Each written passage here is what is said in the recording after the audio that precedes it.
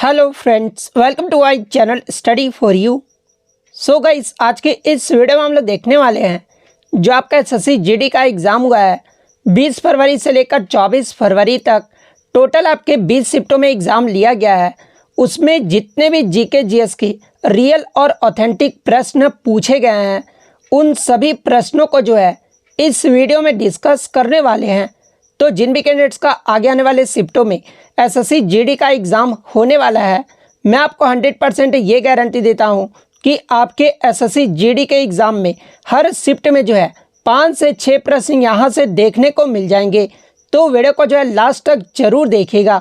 और आपसे रिक्वेस्ट करता हूँ, अभी तक आपने मेरे चैनल को अगर सब्सक्राइब नहीं किया है तो एसएससी जीडी एग्ज़ाम से रिलेटेड पल पल की अपडेट के लिए जो है चैनल को सब्सक्राइब ज़रूर कर दीजिएगा। और बगल में ही आपको एक बेल आइकन यानी घंटे का निशान भी दिख रहा होगा, तो आप उसे भी जो है ज़रूर प्रेस कर दीजिएगा। तो चलिए वीडियो को स्टार्ट करते हैं। आपका पहला क्वेश्चन आया था कि कुडनकुलम परमाणु ऊर्जा संयंत्र किस राज्य में स्थित है। तो देखिए, ये जो आपका कुडनकुलम परमाणु ऊर्जा संयंत्र है ना, ये आपके तमिलनाडु राज्य में स्थित है। तो तमिलनाडु आपका यहाँ पे करेक्ट आंसर होगा। इसके अलावा मैं आपको बता दूं कि ये जो है भारत का सबसे बड़ा परमाणु ऊर्जा संयंत्र भी है और इसका जो निर्माण है ना, ये आपकी रूसी कंपनी और NPCIL यानी परमाणु ऊर्जा निगम ऑफ इंडिया लिमिटेड के सहयोग से जो है इसका निर्माण जो है वो किया गया था। और इसकी जो क्षमता है ना, वो आपका 6000 मेगावाट विद्युत का है। इसके अलावा अन्य अगर परमाणु ऊर्जा संयंत्र की बात कर ले तो देखिए, तारापुर परमाणु रिएक्टर ये जो आपका महाराष्ट्र राज्य में स्थित है। रावत भाटा परमाणु ऊर्जा संयंत्र ये जो आपका राजस्थान राज्य में स्थित है।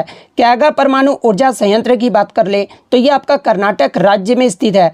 कल्पक्कम परमाणु ऊर्जा संयंत्र ये जो आपका तमिलनाडु में स्थित है। नरोरा परमाणु रिएक्टर ये जो आपका उत्तर प्रदेश में स्थित है।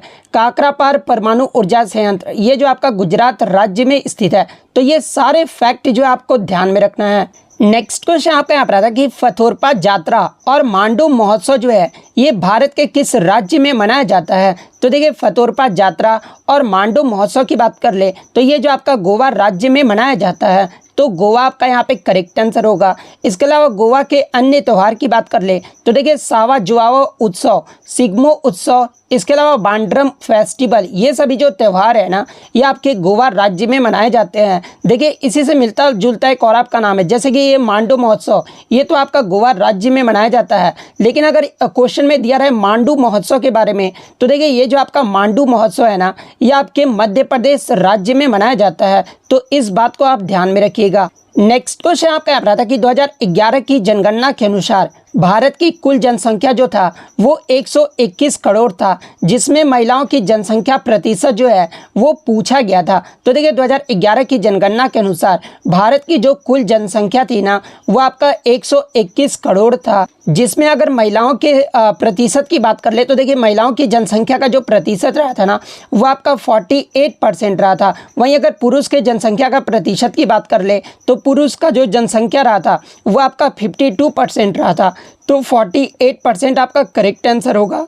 तो ये तो हो गया आपका प्रतिशत में। अगर जनसंख्या को अगर संख्या में पूछा जाए तो देखिए, पुरुष का जो जनसंख्या रहा था ना, वो आपका 623.72 मिलियन रहा था और महिलाओं का जो जनसंख्या है ये आपका 586.46 मिलियन रहा था। तो ये फैक्ट भी आपको ध्यान में रखना है। और सबसे ज़्यादा जो महिलाओं की आबादी थी ना, ये आपके आंध्र प्रदेश राज्य में था। तो ये फैक्ट भी आप ध्यान में रखिएगा।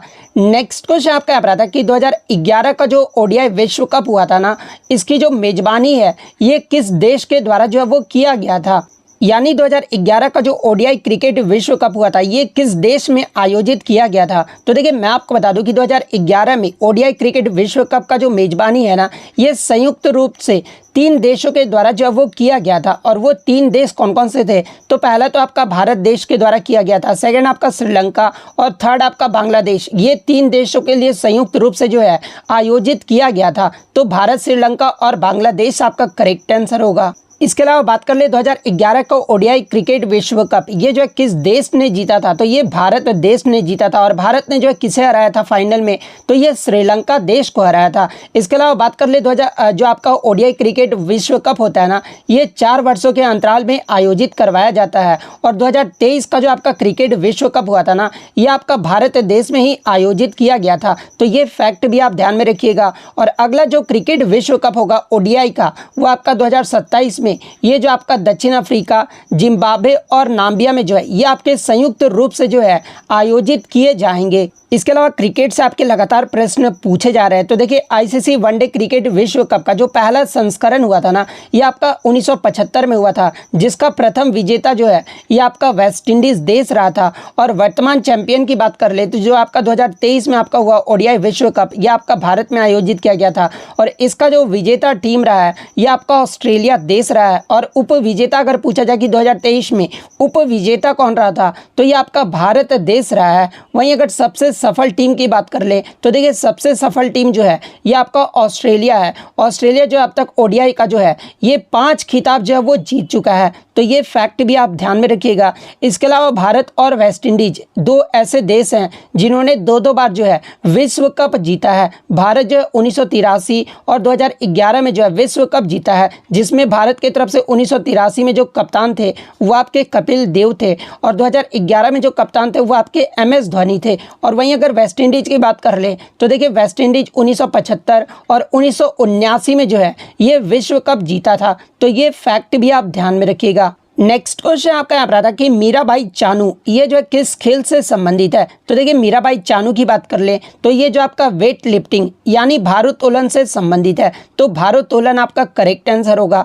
इसके अलावा मीराबाई चानू की बात कर ले तो इन्होंने जो कॉमनवेल्थ गेम्स में यानी जो आपका राष्ट्रमंडल खेल हुआ था 2022 में, ये जो आपका बर्मिंघम इंग्लैंड में आयोजित किया गया था, और इसमें जो ये स्वर्ण पदक यानी गोल्ड मेडल जो है वो जीती थी। इसके अलावा टोक्यो ओलंपिक जो आपका 2020 में हुआ था, जो कि आपका 2021 में हुआ था कोविड-19 की वजह से, और इसमें भी जो है ये 49 किग्रा में जो है ये रजत पदक यानी सिल्वर मेडल जो है वो जीती थी। इसके अलावा अगर इनके पुरस्कार की बात कर ले तो देखिए भारत का जो सर्वोच्च खेल सम्मान होता है ये आपका मेजर ध्यानचंद खेल रत्न होता है, और इन्हें 2018 से जो है इस रत्न से जो है वो सम्मानित किया गया था। और इन्हें 2018 में जो है भारत का चौथा सर्वोच्च नागरिक पुरस्कार पद्म श्री से भी जो है वो सम्मानित किया गया है। तो ये फैक्ट भी आपको ध्यान में रखना है।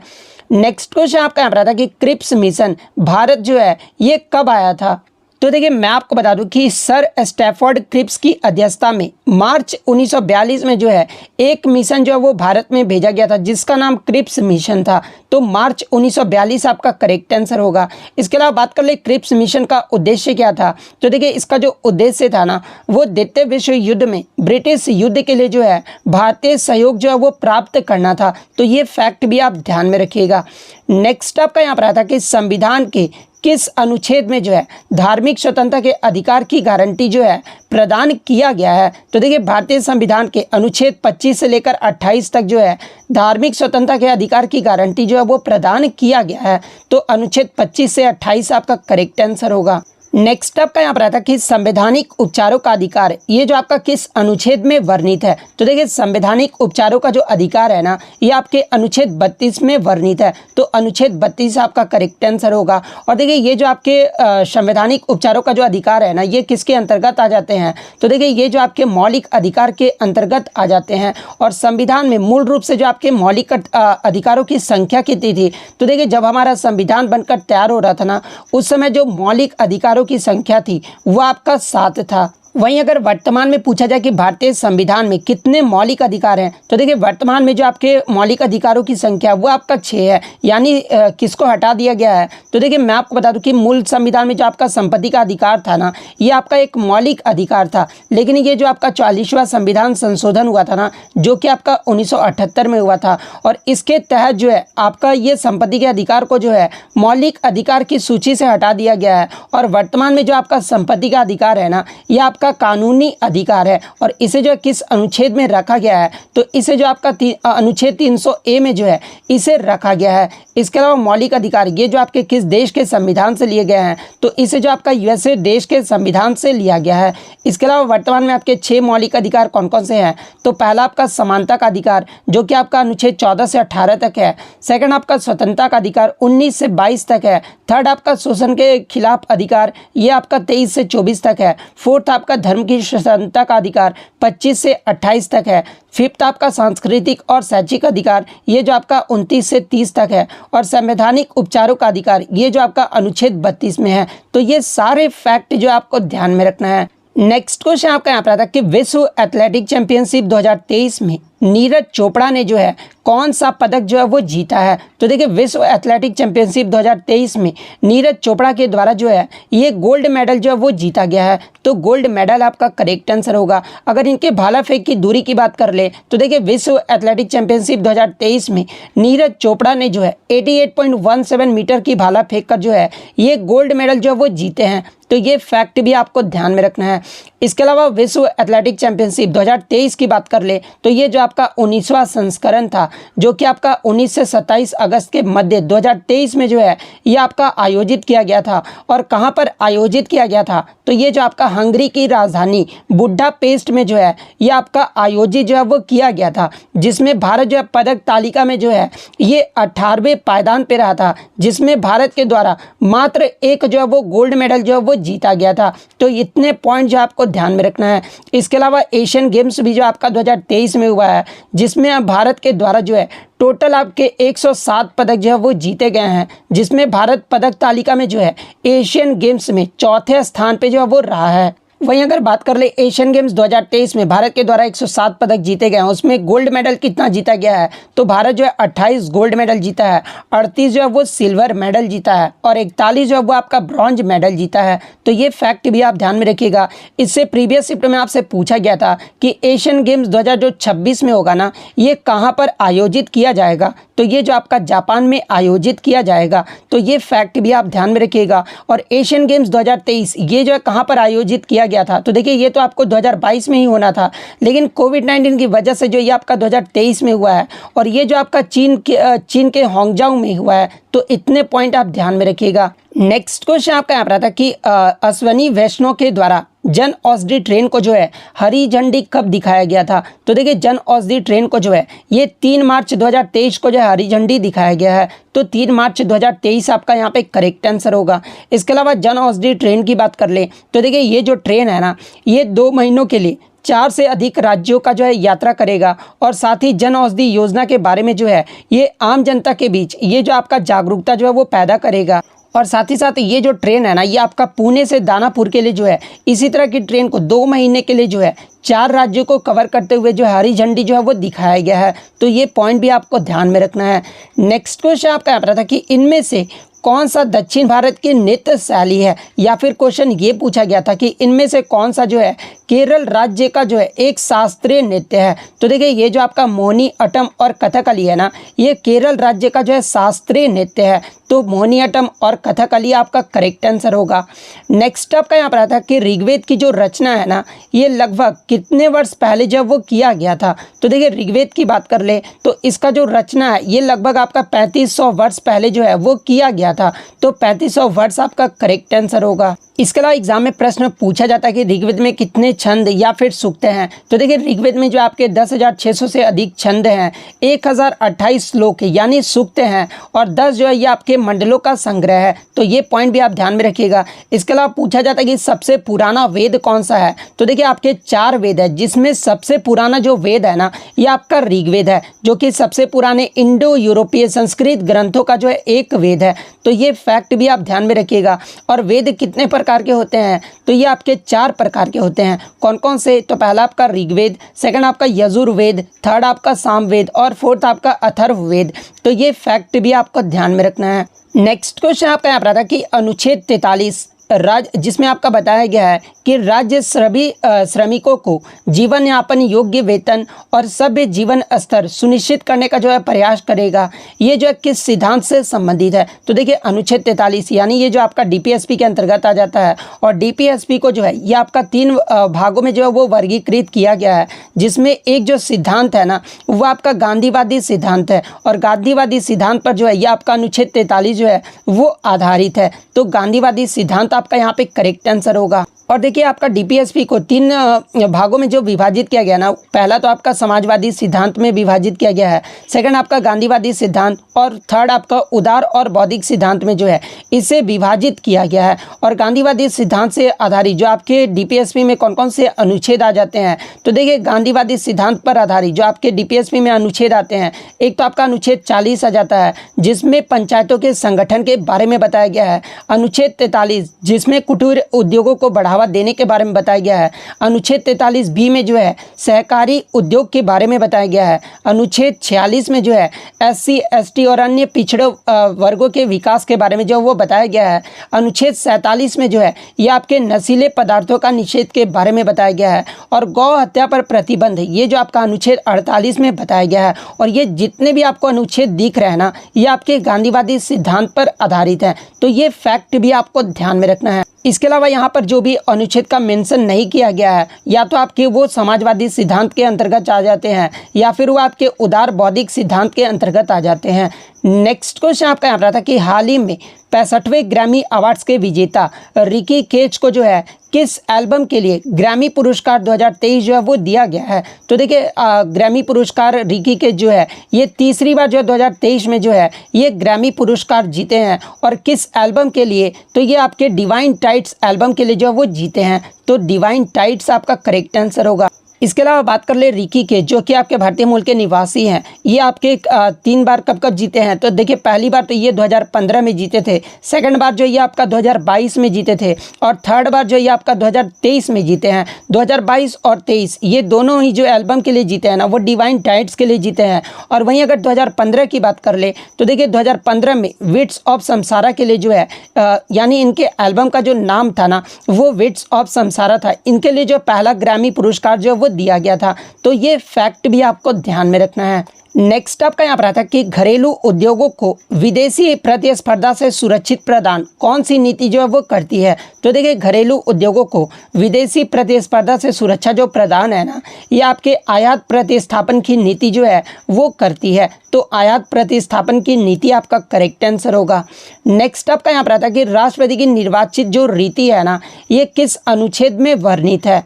तो देखिए भारत के राष्ट्रपति के निर्वाचक मंडल से संबंधित जो अनुच्छेद है ना ये आपका अनुच्छेद 54 है। तो अनुच्छेद 54 आपका यहाँ पे करेक्ट आंसर होगा, जहाँ पे आपका ये बताया गया कि इस अनुच्छेद के अनुसार राष्ट्रपति का जो चुनाव है ना ये सीधे लोगों के द्वारा जो है वो नहीं किया जाता है। एग्जाम में प्रश्न पूछा जाता है कि राष्ट्रपति का चुनाव जो है ये मतलब राष्ट्रपति जो है ये कैसे चुने जाते हैं? तो देखिए मैं आपको बता दूं कि राष्ट्रपति का जो चुनाव होता है ना ये सीधे लोगों के द्वारा जो है वो नहीं किया जाता है, बल्कि वह निर्वाचक मंडल के द्वारा जो वो चुने जाते हैं, जिनमें आपके कौन कौन से सदस्य जो वो शामिल होते हैं। तो सबसे पहले तो आपके संसद के दोनों सदन के जो निर्वाचित सदस्य होते हैं ना वो आपके शामिल होते हैं। उसके बाद सभी राज्य विधानसभाओं के जो निर्वाचित सदस्य होते हैं ना वो भी आपके शामिल होते हैं।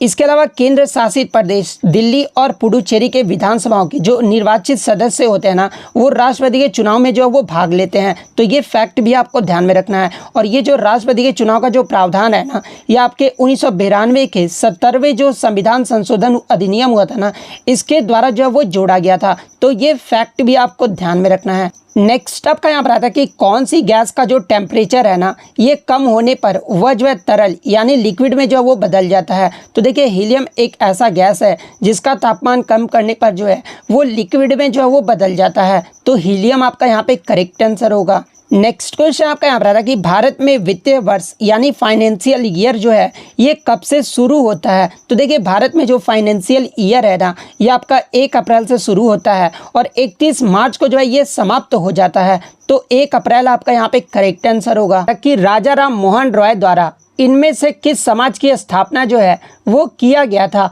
तो जहाँ पे ऑप्शन में आपका ब्रह्म समाज दिया गया था, तो देखिए ब्रह्म समाज की जो स्थापना है ना, ये आपके राजा राम मोहन रॉय जी के द्वारा 1828 में कोलकाता में जो है वो किया गया था। तो ब्रह्म समाज आपका यहाँ पे करेक्ट आंसर होगा।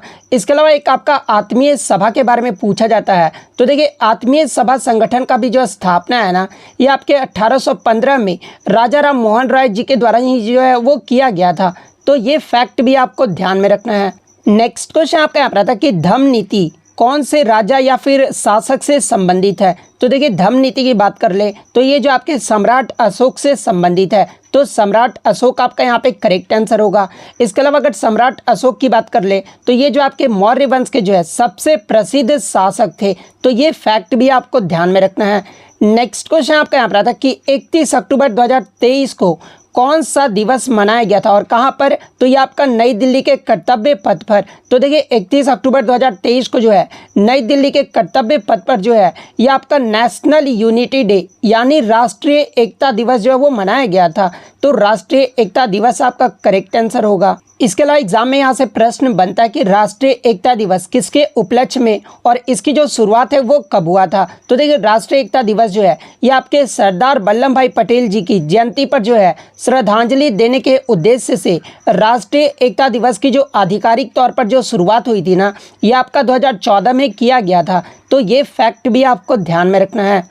नेक्स्ट क्वेश्चन आपका यहाँ पर आता है कि भारतीय संविधान का कौन सा अनुच्छेद जो है न्यायपालिका को कार्यपालिका से अलग करता है। तो देखिए संविधान के अनुच्छेद 50 जो है ये आपके न्यायपालिका को कार्यपालिका से अलग करता है। तो अनुच्छेद 50 आपका यहाँ पे करेक्ट आंसर होगा। नेक्स्ट क्वेश्चन आपका यहाँ पर आता है कि भारतीय संविधान में नीति निर्देशक सिद्धांत यानी डीपीएसपी का जो उल्लेख है ना, ये किस भाग में किया गया है। तो देखिए डीपीएसपी का जो उल्लेख है ना, ये आपका भाग 4 में है और अनुच्छेद कहाँ से कहाँ तक है। तो अनुच्छेद 36 से 51 तक जो है डीपीएसपी का उल्लेख जो है वो किया गया है। तो भाग 4 आपका करेक्ट आंसर होगा। अब देखिए मैं आपको बता दूं कि डीपीएसपी के लगातार से जो है आपके प्रश्न पूछे जा रहे हैं। तो देखिए डीपीएसपी के महत्वपूर्ण अनुच्छेद को अगर मैं देख लूं तो देखिए अनुच्छेद 40 जो है ये आपके ग्राम पंचायत के संगठन से संबंधित है। अनुच्छेद 41 की बात कर ले तो देखिए कुछ मामलों में काम, शिक्षा और सार्वजनिक सहायता का अधिकार, ये जो आपका अनुच्छेद 41 से संबंधित है। इसके अलावा श्रमिकों के लिए निर्वाह मजदूरी, ये सभी जो आपके अनुच्छेद 43 से संबंधित है। उद्योगों के प्रबंधन में श्रमिकों की भागीदारी, ये जो आपका अनुच्छेद 43A में है। समान नागरिक संहिता यानी यूनिफॉर्म सिविल कोड जो है ये आपके अनुच्छेद 44 में इसका वर्णन किया गया है। बच्चों के लिए मुफ्त और अनिवार्य शिक्षा का जो प्रावधान है ना, ये आपके अनुच्छेद 45 में किया गया है। इसके अलावा अनुसूचित जाति और अनुसूचित जनजाति और ओबीसी के शैक्षिक और आर्थिक हितों का जो बढ़ावा है ना, ये आपके अनुच्छेद 46 में इसकी बात जो है वो की गई है। कृषि और पशुपालन का संगठन के बारे में जो है ये आपका अनुच्छेद 48 में बताया गया है। स्मारकों और प्राकृतिक महत्व के स्थानों और वस्तुओं का संरक्षण, ये जो आपका अनुच्छेद 49 में बताया गया है। कार्यपालिका से न्यायपालिका का पृथकीकरण, ये जो आपका अनुच्छेद 50 में बताया गया है। अंतर्राष्ट्रीय शांति और सुरक्षा को बढ़ावा देना, ये जो आपका अनुच्छेद 51 में बताया गया है। तो ये सारे फैक्ट जो आपको ध्यान में रखना है। नेक्स्ट क्वेश्चन आपका यहाँ पर आता है कि 2011 की जनगणना के अनुसार भारत में जो है पुरुष साक्षरता दर यानी पुरुषों का जो लिटरेसी रेट है ना, वो पूछा गया था। तो देखिए 2011 की जनगणना के अनुसार भारत में जो पुरुष साक्षरता दर रहा था ना, वो 82.14% रहा था। तो 82.14% आपका करेक्ट आंसर होगा। वहीं अगर बात कर ले भारत का जो है साक्षरता दर कितना रहा था, तो देखिए भारत का जो साक्षरता दर है ना, ये आपका 74.04% रहा था, जिसमें महिलाओं का भी जो है साक्षरता दर पूछा जाता है। तो देखिए महिलाओं का जो साक्षरता दर है ना, ये आपका 65.46% रहा था। तो ये फैक्ट भी आपको ध्यान में रखना है। और देखिए इससे प्रीवियस शिफ्टों में आपसे यहाँ से प्रश्न बना था कि 2011 की जनगणना के अनुसार भारत का जो जनसंख्या था वो आपका 121 करोड़ था और उसमें जो है महिलाओं का जो जनसंख्या प्रतिशत जो वो कितना रहा था। तो देखिए महिलाओं की जनसंख्या प्रतिशत की बात कर ले तो ये 48% रहा था और पुरुषों का जो जनसंख्या प्रतिशत है ना, ये आपका 52% रहा था। तो ये फैक्ट भी आपको ध्यान में रखना है। नेक्स्ट क्वेश्चन आपका यहाँ पर आता है कि 8वीं पंचवर्षीय योजना के दौरान भारत विश्व व्यापार संगठन यानी WTO वर्ल्ड ट्रेड ऑर्गेनाइजेशन का जो है ये सदस्य कब बना था? तो देखिए 8वीं पंचवर्षीय योजना के दौरान भारत जो है 1 जनवरी 1995 को जो है ये WTO का जो है वो सदस्य बना था। तो 1 जनवरी 1995 आपका यहाँ पे करेक्ट आंसर होगा। इसके अलावा अगर 8वीं पंचवर्षीय योजना की बात कर ले तो देखिए 8वीं पंचवर्षीय योजना का जो कार्यकाल है ना ये आपका 1992 से लेकर 1997 तक था और इसका जो मुख्य उद्देश्य था ना वो आपका औद्योगिक क्षेत्र का आधुनिकीकरण से था। यानी ये जो योजना था ना ये आपके तकनीकी विकास पर जो वो केंद्रित किया गया था और इस योजना में जो है विकेंद्रीकरण के माध्यम से जो है पंचायतों और नगरपालिकाओं को जो है शामिल करने पर भी जो है वो जोर दिया गया था। तो ये पॉइंट भी आप ध्यान में रखिएगा। इसके अलावा बात कर ले 8वीं पंचवर्षीय योजना का जो लक्ष्य जो है वो कितना रखा गया था? तो देखिए इसमें जो लक्ष्य वृद्धि दर जो रखा गया था वो 5.6% रखा गया था, लेकिन जो वास्तविक विकास दर जो आपका हासिल किया गया था ना वो 6.8% किया गया था। यानी ये जो आपका 8वीं पंचवर्षीय योजना रहा था वो आपका सफल रहा था। तो ये फैक्ट भी आपको ध्यान में रखना है। नेक्स्ट क्वेश्चन आपका यहाँ पर आता है कि 77वां जो स्वतंत्र दिवस है ना यानी इंडिपेंडेंस डे है ये कब मनाया गया है? तो देखिए 77वां जो स्वतंत्रता दिवस है ना ये आपका 2023 में जो है वो मनाया गया है। तो 2023 आपका करेक्ट आंसर होगा। नेक्स्ट क्वेश्चन आपका यहाँ पर आता है कि वेबर ये जो है किसकी इकाई है? तो देखिए वेबर की बात कर ले तो ये जो आपका चुंबकीय प्रभाव का जो है ऐसा यूनिट है। तो चुंबकीय प्रभाव आपका करेक्ट आंसर होगा। नेक्स्ट क्वेश्चन आपका यहाँ पर आता है कि which of the following substance can be found in all 3 states of matter, यानी निम्नलिखित में से कौन सा एक ऐसा पदार्थ है जो पदार्थ के तीनों अवस्था में जो है इसे पाया जा सकता है? तो देखिए मैं आपको बता दूं कि पानी एक ऐसा पदार्थ है। पानी तो आमतौर पर जो है ये आपका तरल अवस्था यानी लिक्विड फॉर्म में जो है ये पाया जाता है, लेकिन ये जो आपका तीनों स्टेट्स में जो है वो पाया जाता है। ये जो आपका ठोस अवस्था में भी पाया जाता है। ठोस अवस्था में किस प्रकार से पाया जाता है? तो देखिए ठोस अवस्था में जो है ये आपका बर्फ के रूप में जो वो पाया जाता है और गैसीय अवस्था में जो है ये आपका वाटर वेपर यानी जलवाष्प के रूप में जो है ये आपका पाया जाता है। तो पानी आपका यहाँ पे करेक्ट आंसर होगा।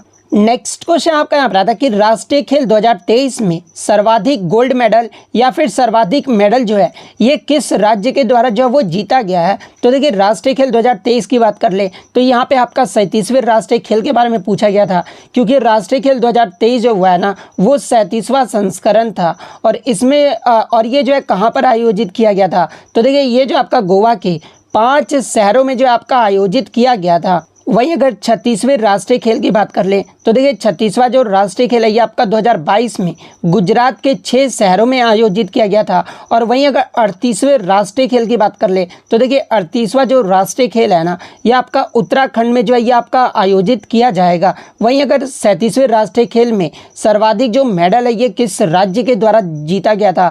तो देखिए पदक तालिका में जो पहले स्थान पर रहा था ना ये आपका महाराष्ट्र राज्य रहा था। महाराष्ट्र के द्वारा जो टोटल 228 पदक जीते गए थे, जिसमें 80 गोल्ड, 69 आपका सिल्वर और 79 जो था वो आपका ब्रॉन्ज मेडल शामिल था। दूसरे स्थान पे आपका सर्विसेज का टीम रहा था। सर्विसेज के द्वारा जो आपके 66 गोल्ड मेडल जो है वो जीते गए थे। थर्ड स्थान पे जो आपका हरियाणा राज्य रहा था। हरियाणा के द्वारा जो है टोटल 192 पदक जीते गए थे, जिसमें 62 जो वो गोल्ड मेडल जीता गया था। तो महाराष्ट्र आपका यहाँ पे करेक्ट आंसर होगा। नेक्स्ट क्वेश्चन आपका यहाँ पर आता है कि राज्य के नीति निर्देशक तत्वों का उद्देश्य जो है वो पूछा गया था। तो देखिए डीपीएसपी का जो उद्देश्य है ना वो आपके सामाजिक और आर्थिक परिस्थितियों का निर्माण करना और इसके तहत जो है नागरिक एक अच्छा जीवन व्यतीत कर सके, इसका जो है ये मुख्य उद्देश्य है। तो ऑप्शन में आपका सामाजिक और आर्थिक विकास दिया गया था।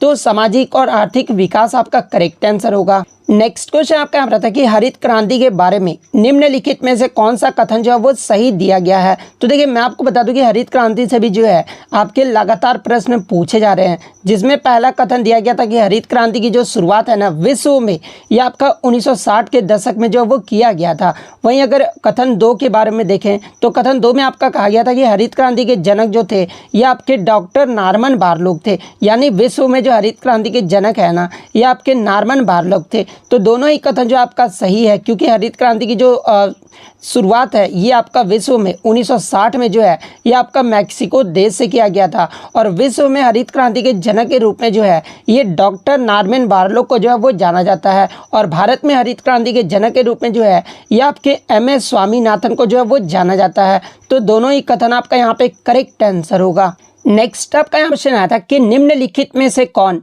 तबला वाद्य यंत्र से संबंधित है, जहाँ पे ऑप्शन में आपका उस्ताद अल्लाह रखा खान जो है वो दिया गया था। तो देखिए उस्ताद अल्लाह रखा खान का जो संबंध है ना ये आपके तबला वाद्य यंत्र से है। तो उस्ताद अल्लाह रखा खान आपका यहाँ पे करेक्ट आंसर होगा। अगर इनके पुरस्कार की बात कर ले तो देखिए इन्हें 1977 में जो है पद्मश्री पुरस्कार से सम्मानित किया गया था। और 1982 में जो है इन्हें संगीत नाटक अकादमी पुरस्कार से भी जो वो सम्मानित किया गया था। इसके अलावा अन्य प्रसिद्ध तबला वादक की बात कर ले तो देखिए शिव नारायण जोशी, परमानंद जोशी, चंद्रनाथ शास्त्री, इसके अलावा अल्लाह रखा खान, शौकत हुसैन खान, जाकिर हुसैन, ये जो आपके अल्लाह रखा खान के जो है ये बड़े बेटे थे।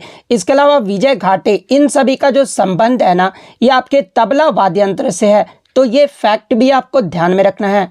नेक्स्ट क्वेश्चन आपका यहाँ पर था कि द्वितीय आंग्ल बर्मा युद्ध ये जो है कब हुआ था। तो देखिए द्वितीय आंग्ल बर्मा युद्ध की बात कर ले तो ये जो आपका 1852 में जो है वो लड़ा गया था। तो 1852 आपका यहाँ पे करेक्ट आंसर होगा।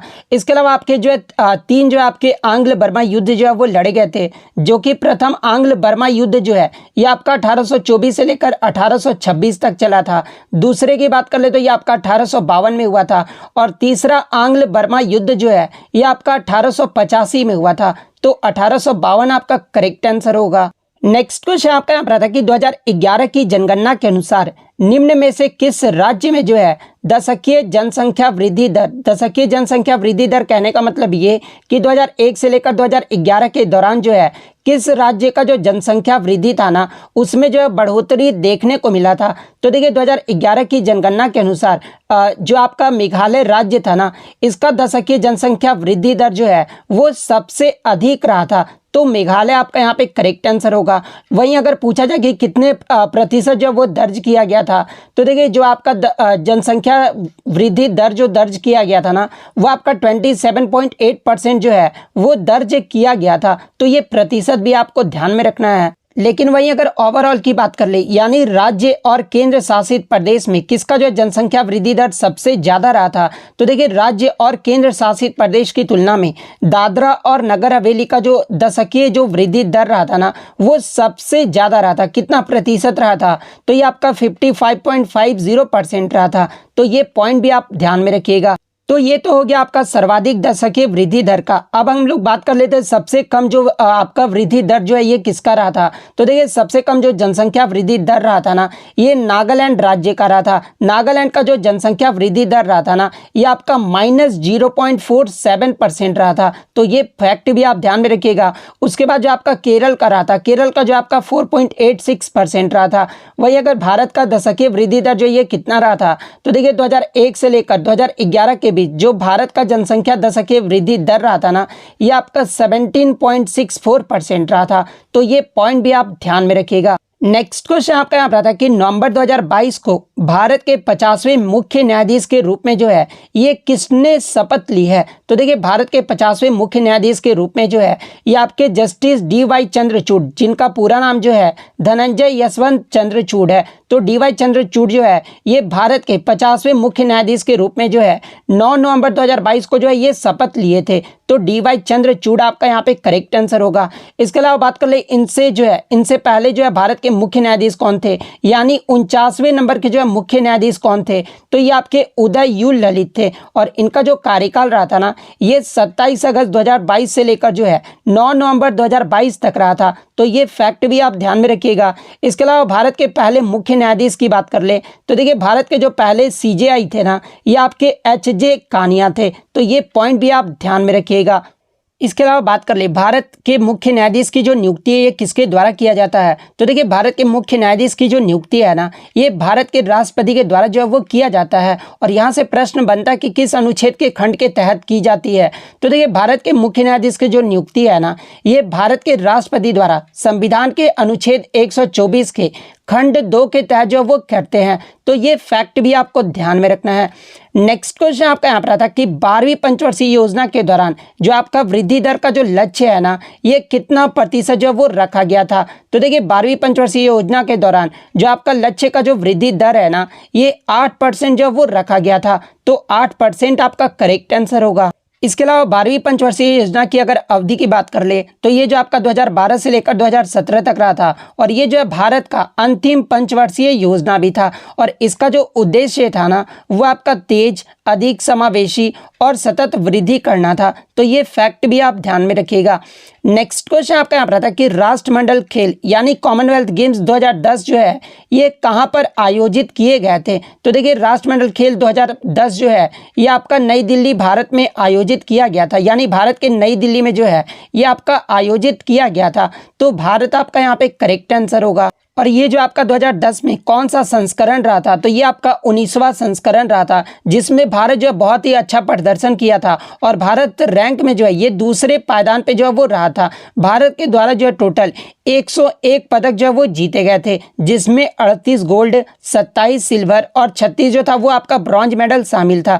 इसके अलावा बात कर ले राष्ट्रमंडल खेल का आयोजन पहली बार जो है किस वर्ष में किया गया था। तो देखिए राष्ट्रमंडल खेलों का जो आयोजन पहली बार है ना, ये आपका 1930 में हैमिल्टन शहर कनाडा में जो है ये आपका आयोजित किया गया था। तो ये फैक्ट भी आपको ध्यान में रखना है। इसके अलावा मैं आपको बता दूं कि राष्ट्रमंडल खेल का जो है पुराना नाम एग्जाम में पूछा जाता है, क्योंकि प्रीवियस टीसीएस के द्वारा जो यहाँ से प्रश्न बना गया है। तो देखिए यहाँ से प्रश्न ये बना था कि किस गेम का जो है पुराना नाम जो है ये आपका ब्रिटिश एम्पायर गेम्स था। तो देखिए राष्ट्रमंडल खेल का जो पहले नाम था ना 1930 में, वो आपका ब्रिटिश एम्पायर गेम्स जो है वो रखा गया था। लेकिन बाद में 1978 में जो इसका नाम बदलकर जो है वो आपका राष्ट्रमंडल खेल यानी कॉमनवेल्थ गेम्स जो है वो कर दिया गया था। तो ये फैक्ट भी आपको ध्यान में रखना है। इसीलिए मैं आपको बोलता हूं कि आप इंग्लिश या फिर मैथ और रीजनिंग के कहीं से भी देख लीजिए, लेकिन जीके जीएस के जो प्रश्न है ना, आप मेरा जरूर देखा कीजिए, क्योंकि मुझे 5 सालों का अनुभव है कि टीसीएस जो है कहाँ से प्रश्न जो है वो बना सकता है। इसलिए मैं आपको रिकमेंड करता हूँ कि जीके जीएस के जितने भी एनालिसिस होते हैं ना, आप उसे जरूर देखा कीजिए। नेक्स्ट अगर बात कर ले कि 2022 का जो राष्ट्रमंडल खेल है, जो कि आपका 22वां संस्करण रहा था, ये कहाँ पर आयोजित किया गया था। तो देखिए 2022 का जो राष्ट्रमंडल खेल है ना, ये आपका बर्मिंघम इंग्लैंड में आयोजित किया गया था, जिसमें पदक तालिका में भारत जो है ये चौथे पायदान पे रहा था। भारत के द्वारा जो है टोटल 61 पदक जो वो जीते गए थे, जिसमें 22 गोल्ड, 16 सिल्वर और 23 जो था वो आपका ब्रॉन्ज मेडल शामिल था। और देखिए सबसे अधिक राष्ट्रमंडल खेलों की जो मेजबानी है ना, ये आपके ऑस्ट्रेलिया देश के द्वारा जो है वो किया गया है। ऑस्ट्रेलिया अब तक 5 बार जो है राष्ट्रमंडल खेलों की मेजबानी जो है वो कर चुका है। और भारत में अब तक जो है मात्र एक बार ही जो है राष्ट्रमंडल खेल आयोजित किया गया था, जो कि आपका 2010 में जो है आयोजित किया गया था। और एक बात मैं आपको फिर से यहाँ पे बता देना चाहता हूँ, मैंने एक फर्स्ट शिफ्ट में जो है थोड़ा सा गलत आपको बता दिया था, तो आप ध्यान रखिएगा कि जो आपका ओडीआई वर्ल्ड कप में ऑस्ट्रेलिया जो है ना, ये 6 बार जो है वो विश्व विजेता बन चुका है। वहाँ पे मैंने आपको 5 बार बता दिया था गलती से, तो मैं क्षमा चाहता हूँ कि 6 बार जो है ऑस्ट्रेलिया जो है इसका विश्व विजेता जो है वो बन चुका है। यानी ऑस्ट्रेलिया जो है ओडीआई क्रिकेट विश्व कप का जो है सबसे सफल टीम रहा है। नेक्स्ट क्वेश्चन आपका यहाँ पर आता है कि मौर्य वंश का जो है अंतिम शासक पूछा गया था। तो देखिए मौर्य वंश का जो अंतिम शासक था ना, ये आपका बृहद्रथ था। तो बृहद्रथ आपका करेक्ट आंसर होगा।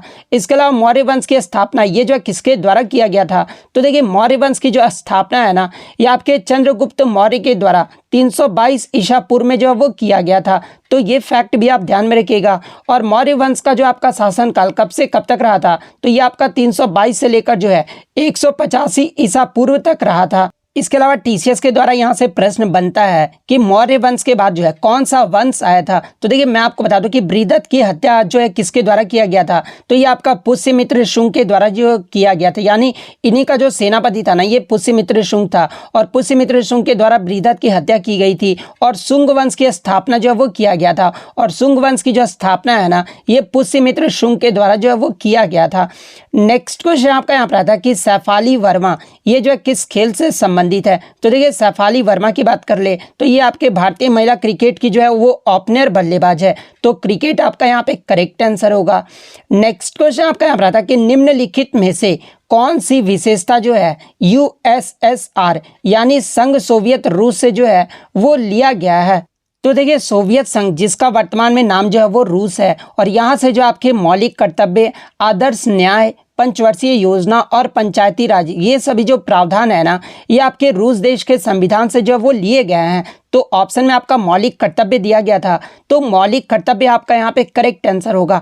इसके अलावा मौलिक अधिकार की बात कर लें तो देखिए मौलिक अधिकार का जो प्रावधान है ना, ये आपका कहाँ से, तो यूएसए के देश के संविधान से लिया गया है। इसके अलावा अगर डीपीएसपी पूछा जाए तो देखिए डीपीएसपी का जो प्रावधान है ना, ये आपके आयरिश संविधान यानी आयरलैंड देश के संविधान से जो है इसे लिया गया है। नेक्स्ट क्वेश्चन आपका यहाँ पर था कि केंद्रीय बजट 2023-24 में सप्तऋषि के अंतर्गत जो है कुल कितनी प्राथमिकताओं को जो है वो शामिल किया गया है। तो देखिए इसमें जो आपके 7 प्राथमिकताओं को जो है शामिल किया गया है, तो 7 आपका करेक्ट आंसर होगा। नेक्स्ट क्वेश्चन आपका यहाँ पर था कि सुल्तान जोहर कप, ये जो आपका 2023 है ना, ये कहाँ पर आयोजित किया गया था। तो देखिए 2023 का जो सुल्तान जोहर कप है ना, ये आपका मलेशिया में आयोजित किया गया था, तो मलेशिया आपका यहाँ पे करेक्ट आंसर होगा। और 2023 का जो है ये कौन सा संस्करण रहा था, तो ये आपका 11वां संस्करण रहा था, क्योंकि जो आपका सुल्तान जोहर कप की जो शुरुआत है ना, ये आपका 2011 में जो वो किया गया है। इसके अलावा बात कर ले सुल्तान जोहर कप, ये जो आपका किस खेल से संबंधित टूर्नामेंट है, तो ये आपका हॉकी से संबंधित टूर्नामेंट है, तो ये फैक्ट भी आपको ध्यान में रखना है। नेक्स्ट क्वेश्चन आपका यहाँ पर था कि संविधान के किस अनुच्छेद के अंतर्गत सर्वोच्च न्यायालय को जो है अभिलेख न्यायालय का स्थान जो है वो दिया गया है। तो देखिए संविधान के अनुच्छेद 129 के अंतर्गत जो है सर्वोच्च न्यायालय को अभिलेख न्यायालय का स्थान जो है वो दिया गया है, तो अनुच्छेद 129 आपका यहाँ पे करेक्ट आंसर होगा। नेक्स्ट क्वेश्चन आपका यहाँ पर था कि निम्नलिखित में से कौन जो है कर्नाटक का लोक नृत्य है। तो देखिए अगर कर्नाटक के लोक नृत्य की बात कर ले तो यक्षगान, डोलू कुनीथा, इसके अलावा नागमंडला नृत्य, जुडू हैली नृत्य, वीरगासे नृत्य और बेलाटा नृत्य, ये सभी जो आपके कर्नाटक के लोक नृत्य हैं। तो ऑप्शन में आपका डोलू कुनीथा नृत्य दिया गया था, तो डोलू कुनीथा आपका करेक्ट आंसर होगा। नेक्स्ट आपका यहाँ पर आता कि स्वतंत्रता के समय भारत के लगभग कितने प्रतिशत जनसंख्या जो है ये कृषि पर निर्भर करती थी। तो देखिए स्वतंत्रता के समय भारत के लगभग 75% जो जनसंख्या था ना, वो कृषि पर निर्भर करता था, तो 75% आपका यहाँ पे करेक्ट आंसर होगा। था पंडित रविशंकर का संबंध किस वाद्य यंत्र से है। तो देखिए पंडित रविशंकर का जो संबंध था ना, ये आपके सितार वाद्य यंत्र से था, तो सितार आपका यहाँ पे करेक्ट आंसर होगा। इसके अलावा पंडित रविशंकर जी के अगर पुरस्कार की बात कर ले तो देखिए इन्हें 1999 में जो है भारत रत्न से सम्मानित किया गया था, 1967 में पद्म भूषण से और 1981 में जो है इन्हें पद्म विभूषण से जो है सम्मानित किया गया था। इसके अलावा अन्य सितार वादक की बात कर ले जैसे कि निखिल बनर्जी, विलायत खान, वंदे हसन, शाहिद परवेज, उमा शंकर मिश्र, बुद्धादित्य मुखर्जी, इन सभी का जो संबंध है ना, ये आपके सितार वाद्य यंत्र से है, तो ये फैक्ट भी आपको ध्यान में रखना है। नेक्स्ट क्वेश्चन आपका यहाँ था कि 2011 की जनगणना के अनुसार भारत में सबसे कम जनसंख्या वाला राज्य कौन सा है। तो देखिए 2011 की जनगणना के अनुसार भारत में सबसे कम जनसंख्या वाला जो राज्य रहा था ना, ये आपका सिक्किम राज्य रहा था, तो सिक्किम आपका यहाँ पे करेक्ट आंसर होगा। वहीं अगर ओवरऑल की बात कर ले यानी राज्य और केंद्र शासित प्रदेश में सबसे कम जनसंख्या जो ये किसका रहा था, तो ये आपका लक्षद्वीप का रहा था, तो ये फैक्ट भी आपको ध्यान में रखना है। वहीं अगर सबसे अधिक जनसंख्या वाले राज्य की बात कर ले तो देखिए पहले स्थान पे जो आपका उत्तर प्रदेश रहा था, दूसरे स्थान पे आपका महाराष्ट्र रहा था, तीसरे स्थान पे आपका बिहार, चौथे स्थान पे जो आपका पश्चिम बंगाल रहा था, तो ये क्रम भी जो आपको ध्यान में रखना है। इसके अलावा मैं आपको बता दूं कि टीसीएस के द्वारा कोई भी ऐसा शिफ्ट नहीं होगा जिसमें आपके जनगणना से प्रश्न नहीं पूछे गए हैं। तो देखिए मैं आपको बता दूं कि आपके जनगणना से जो लगातार प्रश्न पूछे जा रहे हैं, तो देखिए भारत में पहली बार जो आपका जनगणना हुआ था ना, ये आपका 1972 में हुआ था, और किसके कार्यकाल में हुआ था। तो देखिए भारत में पहली बार आंशिक जो जनगणना हुआ था ना, ये आपके लॉर्ड मेयो के कार्यकाल में जो है ये आपके 1972 में हुआ था। वहीं अगर पूछा जाए कि नियमित जनगणना भारत में पहली बार जो है कब हुआ था, तो देखिए नियमित जो जनगणना है ना, ये आपके 1881 में हुआ था, और किसके कार्यकाल में, तो ये आपके रिपन के कार्यकाल में जो है वो करवाया गया था। तो ये फैक्ट भी आप ध्यान में रखिएगा। पहली बार अगर जाति आधारित जनगणना पूछा जाए कि कब हुआ था, तो देखिए पहली बार जो जाति आधारित जनगणना है ना, ये आपके 1931 में हुआ था। इसके अलावा एग्जाम में पूछा जाता है कि 2011 की जनगणना में कुल कितने सवाल को जो है वो सम्मिलित किए गए थे। तो देखिए 2011 की जनगणना में टोटल आपके 29 सवालों को जो है सम्मिलित किया गया था। इसके अलावा वर्ष 2011 की जनगणना के जो है जनगणना आयुक्त कौन थे, तो ये जो आपके सी चंद्रमौली थे। और सर्वाधिक लिंगानुपात वाला राज्य अगर पूछा जाए तो देखिए 2011 की जनगणना में सबसे अधिक लिंगानुपात वाला जो राज्य रहा था ना, वो आपका केरल राज्य रहा था। देखिए लिंगानुपात होता क्या, यानी सेक्स रेशियो होता क्या है, तो देखिए 1000 पुरुषों पर जो महिलाओं की संख्या है ना, उसे ही जो आपका लिंगानुपात कहा जाता है। तो देखिए केरल का जो लिंगानुपात रहा था वो आपका 1000 पुरुषों पर 1084 महिलाएं थी। उसके बाद दूसरे स्थान पे आपका तमिलनाडु रहा था, तीसरे स्थान पे आंध्र प्रदेश रहा था। तो ये क्रम भी ये आप ध्यान में रखिएगा, ठीक है, कि तमिलनाडु का पूछा जा सकता है कि लिंगानुपात क्या रहा था और आंध्र प्रदेश का लिंगानुपात जो वो क्या रहा था। इसके अलावा सबसे कम लिंगानुपात वाला अगर राज्य पूछ दिया जाए तो देखिए सबसे कम लिंगानुपात वाला जो राज्य रहा था ना, ये आपका हरियाणा राज्य रहा था। हरियाणा का जो लिंगानुपात रहा था ना, कहीं कहीं पे आपको 877 देखने को मिलेगा, कहीं कहीं 879 देखने को मिलेगा। तो देखिए दोनों में से कोई एक ही ऑप्शन दिया रहेगा, तो आपको कंफ्यूज नहीं होना है। वहीं 2011 की जनगणना में भारत का अगर लिंगानुपात पूछा जाए तो देखिए 2011 की जनगणना के अनुसार भारत का जो लिंगानुपात रहा था ना, वो आपका 1000 पुरुषों पर जो है 943 महिलाएं थी। तो ये फैक्ट भी आप ध्यान में रखिएगा। नेक्स्ट क्वेश्चन आपका यहाँ पर आता है कि मुंडारी नृत्य किस भारतीय राज्य के आदिवासी समुदाय से संबंधित है। तो देखिए ये जो आपका मुंडारी नृत्य है ना, ये आपके झारखंड के आदिवासी समुदाय के द्वारा जो है इस नृत्य को जो है वो किया जाता है। तो झारखंड आपका करेक्ट आंसर होगा। इसके अलावा मैं आपको बता दूं कि ये जो आपका मुंडारी जनजाति द्वारा जो है शादी, त्योहार और कटाई के मौसम के विभिन्न अवसरों पर जो है इस पारंपरिक नृत्य को जो है वो किया जाता है। इसके अलावा झारखंड के अन्य लोक नृत्य और आदिवासी नृत्य की बात कर लें तो देखिए झुमेर नृत्य, छऊ नृत्य, पाइका नृत्य, डोमकस नृत्य और करम नृत्य, ये सभी जो आपके झारखंड के लोक नृत्य हैं। अब बहुत सारे बच्चे बोलेंगे सर पाइका नृत्य तो उड़ीसा का नृत्य है। तो देखिए मैं आपको बता दूं कि पाइका जो नृत्य है ना, ये आपका झारखंड का है, लेकिन अगर पाइका मार्शल आर्ट पूछा जाए तो ये आपका उड़ीसा का है। तो ये फैक्ट भी आप ध्यान में रखिएगा।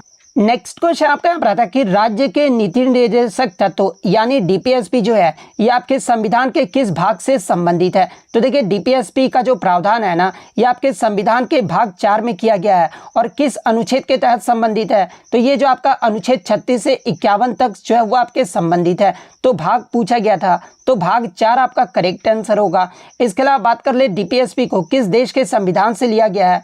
तो देखिए डीपीएसपी को जो है ये आपके आयरिश यानी आयरलैंड के संविधान से जो है इसे उधार लिया गया है। तो ये पॉइंट भी आप ध्यान में रखिएगा। इसके अलावा एग्जाम में एक प्रश्न यहाँ से बनता है कि डीपीएसपी को जो है ये कितने रूप में वर्गीकृत किया गया है। तो देखिए राज्य के नीति निर्देशक तत्वों को जो है ये आपके 3 रूपों में जो है वो वर्गीकृत किया गया है। और वो 3 रूप कौन कौन से हैं, तो पहला आपका समाजवादी सिद्धांत, सेकंड आपका गांधीवादी सिद्धांत और थर्ड आपका उदार और बौद्धिक सिद्धांत। ये 3 वर्गों में जो है इसे वर्गीकृत किया गया है। वहीं अगर भाग 4A की बात कर ले तो देखिए भाग 4A जो है ये आपके मौलिक कर्तव्य यानी फंडामेंटल राइट से संबंधित है। नेक्स्ट फंडामेंटल ड्यूटीज राइट, तो आपका फंडामेंटल राइट जो हो गया वो आपका भाग 3 में है और फंडामेंटल ड्यूटी जो है ये आपका भाग 4A में है। तो ये फैक्ट भी आप ध्यान में रखिएगा। नेक्स्ट क्वेश्चन आपका यहाँ पर आता है कि भारत की सीमा उत्तर पश्चिम में जो है ये किस देश से लगता है। तो देखिए भारत की सीमा जो है उत्तर पश्चिम में ये आपका अफगानिस्तान और पाकिस्तान देश से लगता है। तो अफगानिस्तान और पाकिस्तान आपका करेक्ट आंसर होगा। इसके अलावा भारत की सीमा उत्तर पूर्व में जो है ये किस देश से लगता है। तो देखिए भारत की सीमा उत्तर पूर्व में जो है ये आपका भूटान, नेपाल और चीन देश के साथ लगता है। वहीं अगर दक्षिण में पूछा जाए तो देखिए भारत दक्षिण में जो है किसी भी देश के साथ जो है जमीनी सीमा साझा जो वो नहीं करता है, लेकिन ये जो आपका हिंद महासागर से जो है ये घिरा हुआ है। वहीं अगर भारत की सीमा पूर्व में अगर पूछा जाए तो देखिए भारत की जो सीमा है ना ये पूर्व में बांग्लादेश और म्यांमार के साथ जो है वो सीमा साझा करता है। वहीं अगर दक्षिण पश्चिम पूछा जाए कि दक्षिण पश्चिम में किस देश के साथ लगता है तो देखिए भारत की सीमा दक्षिण पश्चिम में जो है ये श्रीलंका और मालदीव देश के साथ लगता है। तो ये फैक्ट भी आप ध्यान में रखिएगा।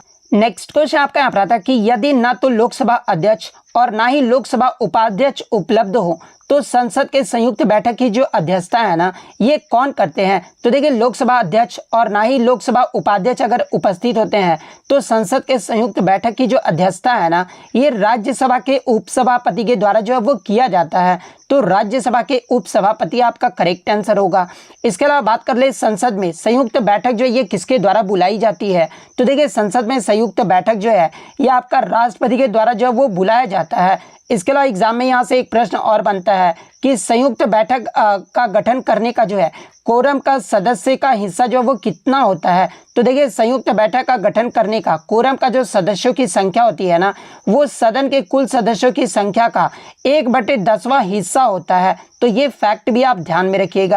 इसके अलावा एग्जाम में एक प्रश्न और यहाँ से बनता है कि संसद के दोनों सदनों की संयुक्त बैठक का जो प्रावधान है ना, ये किस अनुच्छेद के तहत किया गया है? तो देखिए भारतीय संविधान का अनुच्छेद 108 के तहत जो है संसद के दोनों सदनों की संयुक्त बैठक का जो प्रावधान है ना, वो किया जाता है।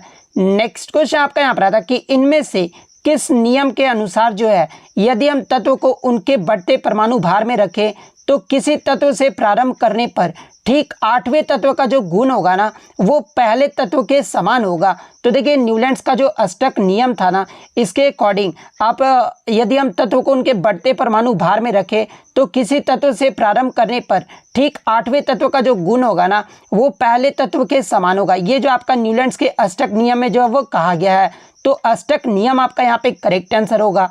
इसके अलावा एग्जाम में एक प्रश्न यहाँ से बनता है कि न्यूलैंड्स के द्वारा अष्टक नियम जो है ये कब प्रस्तावित किया गया था? तो देखिए न्यूलैंड्स के द्वारा 1865 में जो है अष्टक नियम को जो प्रस्तावित जो वो किया गया था। तो ये पॉइंट भी आप ध्यान में रखिएगा।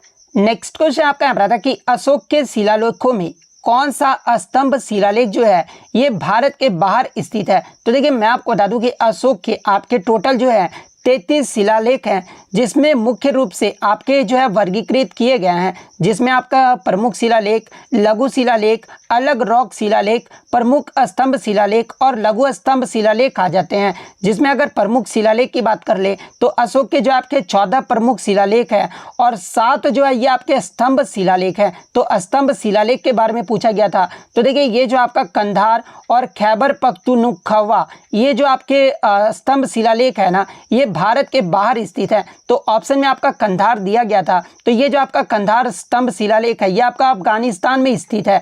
तो कंधार आपका यहाँ पे करेक्ट आंसर होगा। नेक्स्ट क्वेश्चन आपका यहाँ पर आता है कि 2018 में उर्दू साहित्य का साहित्य अकादमी पुरस्कार जो है ये किसने जीता है? तो देखिए साहित्य अकादमी पुरस्कार ये जो आपका 24 भाषाओं में जो वो दिया जाता है और 2018 में उर्दू के लिए जो साहित्य अकादमी पुरस्कार है ना, ये रहमान अब्बास ने जीता था। तो रहमान अब्बास आपका करेक्ट आंसर होगा। वहीं अगर बात कर ले 2018 में हिंदी में साहित्य अकादमी पुरस्कार जो ये किसे दिया गया था? तो देखिए 2018 का साहित्य अकादमी पुरस्कार हिंदी में जो है ये चित्रा मुद्गल को जो वो दिया गया था। और किस उपन्यास के लिए दिया गया था? तो इनके उपन्यास का नाम था post box number 203 Nala Sopara.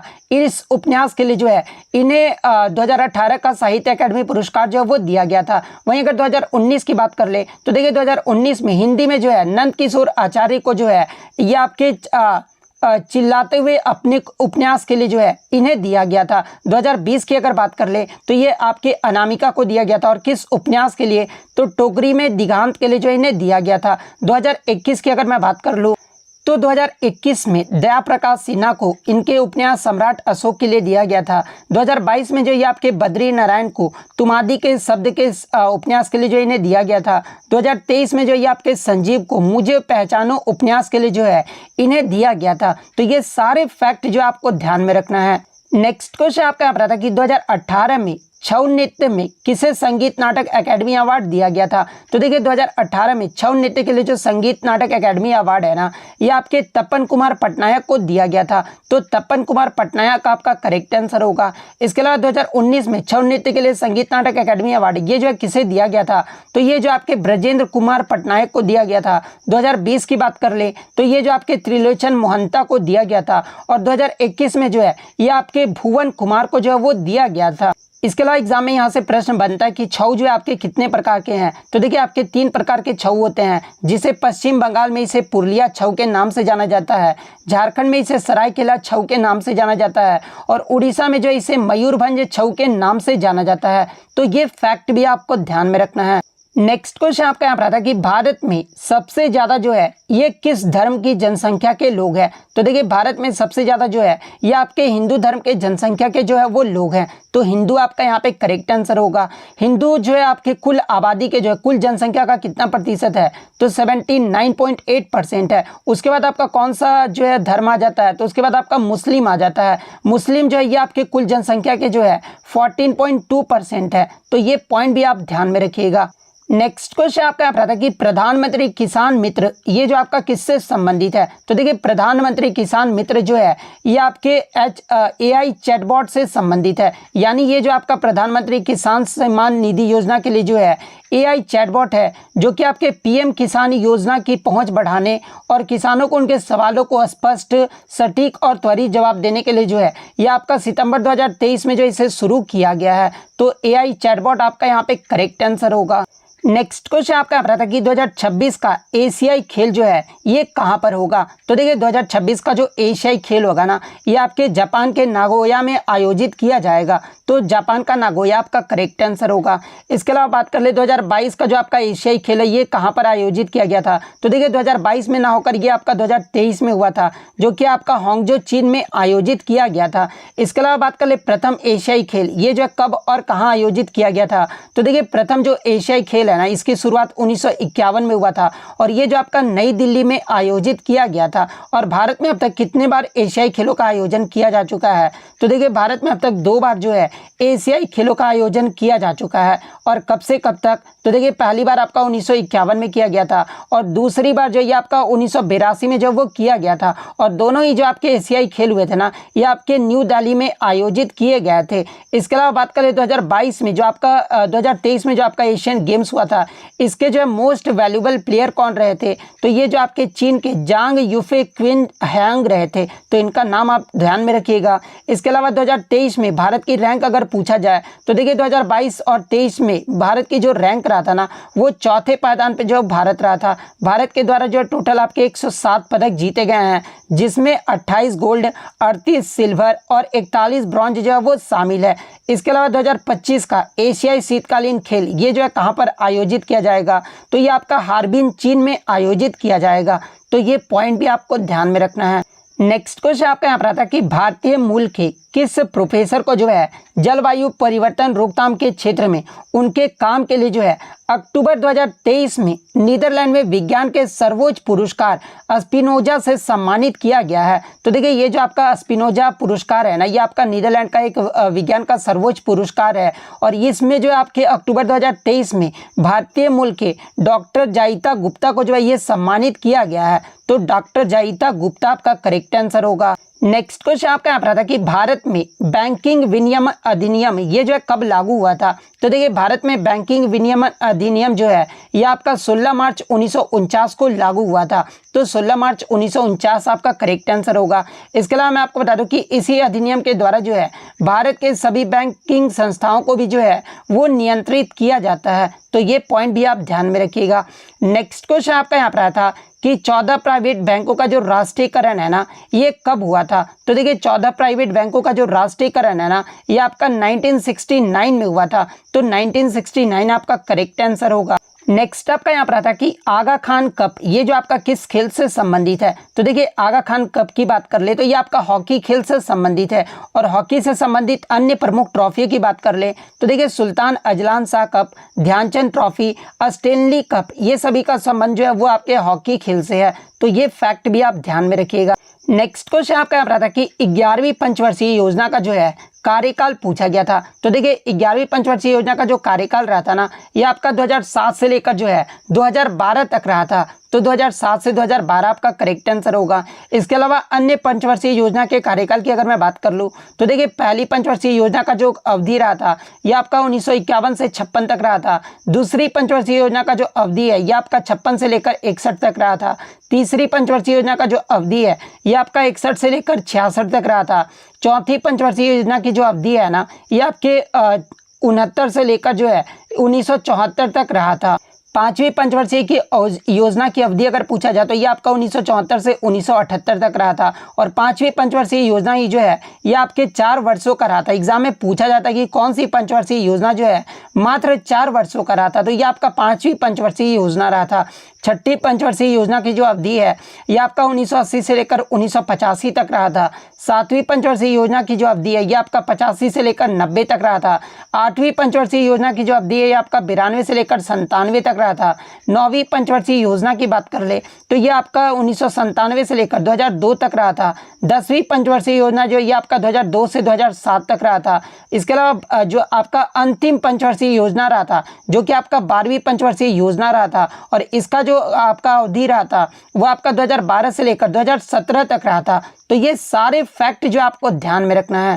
Next आपका यहाँ पर आता है कि हरित क्रांति की शुरुआत भारत के किस पंचवर्षीय योजना में जो है वो किया गया था। तो देखिए हरित क्रांति की जो शुरुआत है ना ये भारत में कब हुआ था, तो ये आपका 1965 में हुआ था। तो देखिए और 1965 में ये जो है किस पंचवर्षीय योजना की अवधि में आ जाता है, तो ये जो आपका तीसरी पंचवर्षीय योजना की अवधि में आ जाता है। तो तीसरी पंचवर्षीय योजना आपका करेक्ट आंसर होगा। नेक्स्ट क्वेश्चन आपका यहाँ पर आता है कि नागालैंड की कौन सी जनजाति जो है हॉर्नबिल फेस्टिवल मनाता है। तो देखिए ये जो आपका हॉर्नबिल फेस्टिवल है ना ये आपका नागालैंड राज्य में मनाया जाता है और नागालैंड में भी जो है ये आपके नागा जनजाति के द्वारा जो है हॉर्नबिल फेस्टिवल को मनाया जाता है। तो नागा जनजाति आपका यहाँ पे करेक्ट आंसर होगा। इसके अलावा मैं आपको बता दूं कि ये जो आपका हॉर्नबिल फेस्टिवल है ना ये आपके नागालैंड राज्य सरकार के द्वारा राज्य में पर्यटन को बढ़ावा देने के लिए जो है ये आपका सबसे बड़ा स्वदेशी उत्सवों में से एक है। और ये जो आपका हॉर्नबिल फेस्टिवल है ये कब मनाया जाता है, तो ये जो आपका 1 दिसंबर से लेकर जो है ये आपका 10 दिसंबर तक मनाया जाता है। यानी ये जो आपका हॉर्नबिल फेस्टिवल है ना ये आपका 10 दिवसीय त्यौहार है। तो ये फैक्ट भी आप ध्यान में रखिएगा। और देखिए हॉर्नबिल फेस्टिवल को ही जो है ये आपके नागालैंड में त्योहारों का त्यौहार जो है वो कहा जाता है। तो ये फैक्ट भी आप ध्यान में रखिएगा।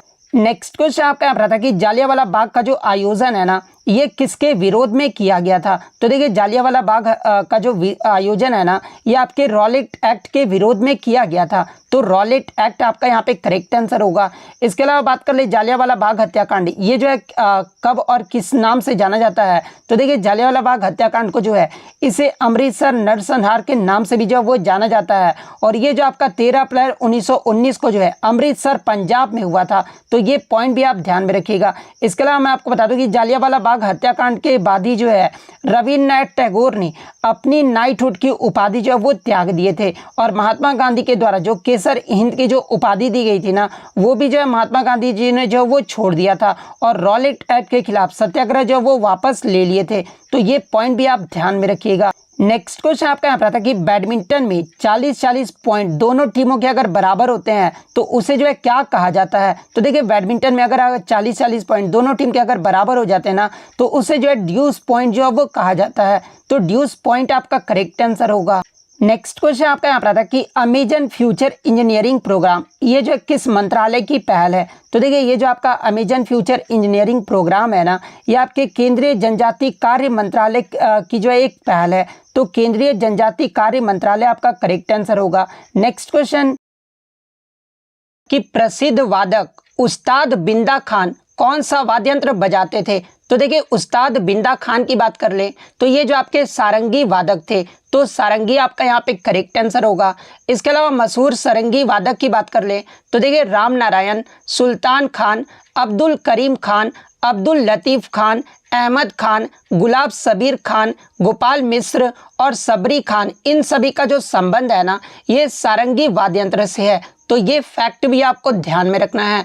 नेक्स्ट क्वेश्चन आपका यहाँ पर था कि गांधी इरविन समझौता ये जो है कब हुआ था। तो देखिए गांधी इरविन समझौता जो है ये आपका 5 मार्च 1931 को हुआ था। और इसी समझौते के बाद जो है गांधी जी जो है कांग्रेस के तरफ से दूसरे गोलमेज सम्मेलन में 1931 में जो वो भाग लिए थे। तो 5 मार्च 1931 आपका करेक्ट आंसर होगा। इसके अलावा एग्जाम में जो है पूना पैक्ट के बारे में पूछा जाता है। तो देखिए ये जो आपका पूना पैक्ट हुआ था ना, ये आपका 24 सितंबर 1932 को डॉक्टर बाबा साहेब अम्बेडकर और महात्मा गांधी के मध्य हुआ था। तो ये पॉइंट भी आपको ध्यान में रखना है। अब देखिए आपका यहाँ पर ये बात आ गई है समझौते के बारे में।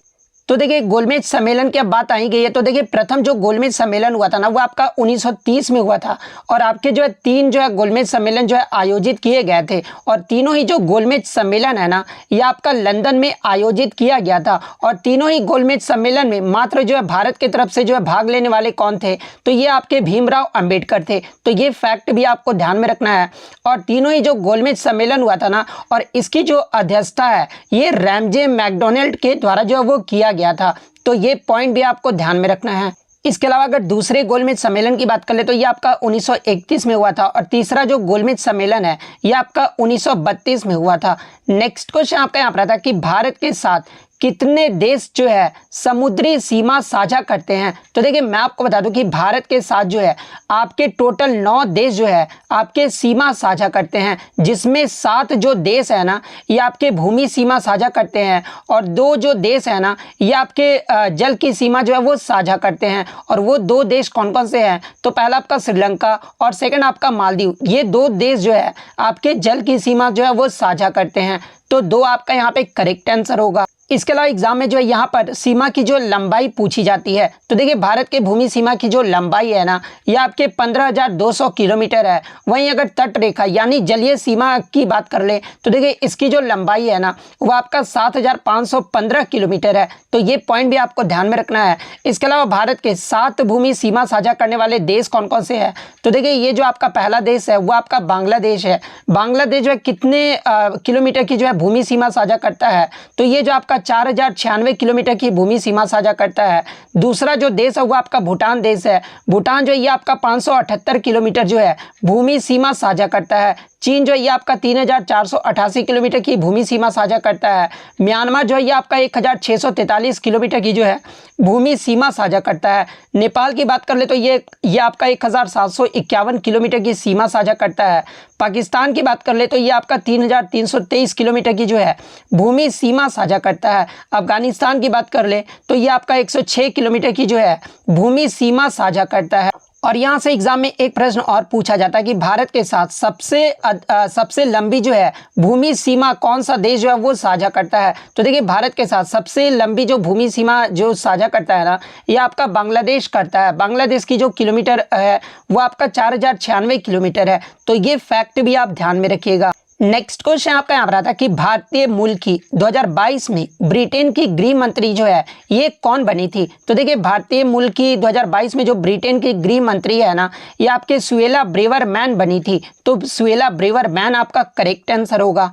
नेक्स्ट क्वेश्चन आपका यहाँ पर आता है कि मैसूर दशहरा ये जो है किस राज्य में मनाया जाता है। तो देखिए ये जो आपका मैसूर दशहरा है ना ये आपके कर्नाटक राज्य में हिंदुओं द्वारा मनाया जाने वाला जो है 10 दिवसीय त्यौहार है। तो कर्नाटक आपका यहाँ पे करेक्ट आंसर होगा।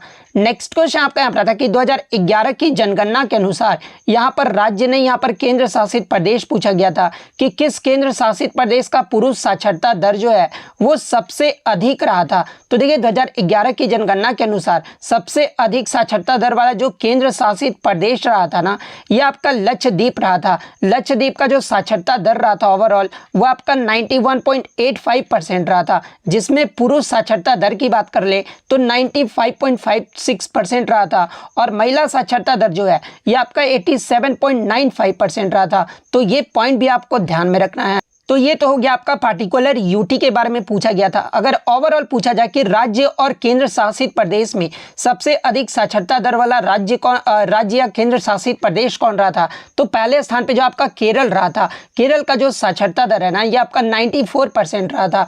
वहीं अगर भारत की साक्षरता दर की बात कर ले तो देखिए भारत का जो साक्षरता दर रहा था ना वो 74.04% रहा था। पुरुष का जो साक्षरता दर है वो आपका 82.14% रहा था और महिला की जो साक्षरता दर है वो आपका 65.46% रहा था। तो ये फैक्ट भी आप ध्यान में रखिएगा। नेक्स्ट क्वेश्चन आपके यहाँ पर आता है कि भारत में किस पंचवर्षीय योजना के दौरान जो है 5 भारतीय प्रौद्योगिकी संस्थान यानी IIT जो है स्थापित किए गए थे। तो देखिए मैं आपको बता दूं कि पहली पंचवर्षीय योजना के अंत में 1956 में जो है आपके भारत में 5 आईआईटी जो है स्थापित किए गए थे, यानी शुरू किए गए थे। तो पहली पंचवर्षीय योजना आपका यहाँ पे करेक्ट आंसर होगा। इसके अलावा बात कर ले पहली पंचवर्षीय योजना की जो है अवधि काल कब से कब तक रहा था। तो देखिए पहली पंचवर्षीय योजना का जो कार्यकाल था ना, ये आपका 1951 से लेकर जो है 1956 तक रहा था। और इस पंचवर्षीय योजना के जो अध्यक्ष रहे थे ना, ये आपके पंडित जवाहरलाल नेहरू रहे थे, और इनके जो उपाध्यक्ष है ये आपके गुलजारी लाल नंदा रहे थे। इसके अलावा बात कर ले प्रथम पंचवर्षीय योजना का आदर्श वाक्य यानी इसका उद्देश्य क्या रहा था। तो देखिए प्रथम पंचवर्षीय योजना का जो मुख्य उद्देश्य रहा था ना, वो कृषि के विकास पर रहा था। तो ये पॉइंट भी आप ध्यान में रखिएगा। इसके अलावा बात कर ले प्रथम पंचवर्षीय योजना में कितने % की जो लक्ष्य जो वो रखा गया था।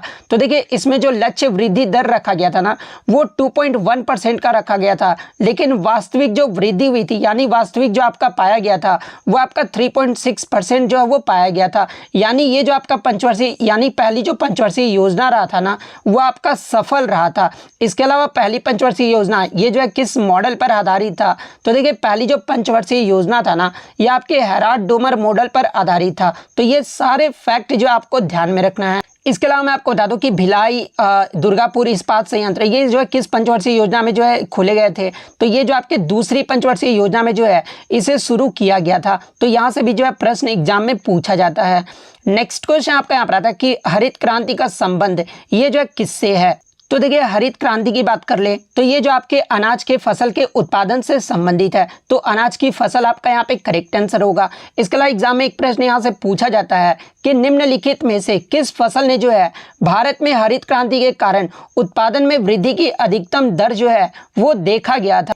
तो देखिए हरित क्रांति के कारण जो आपका गेहूं फसल था ना, इसमें के उत्पादन में जो है सबसे अधिकतम वृद्धि जो है वो देखा गया था। तो ये पॉइंट भी आप ध्यान में रखिएगा। इसके अलावा एग्जाम में प्रश्न पूछा जाता है कि विश्व में हरित क्रांति के जनक के रूप में जो ये किसे जाना जाता है। तो देखिए विश्व में हरित क्रांति के जनक के रूप में जो है ये आपके नॉर्मन बोरलॉग को जो है वो जाना जाता है। और नॉर्मन बोरलॉग ये जो है किस देश के निवासी थे। तो ये जो आपके अमेरिका देश के निवासी थे।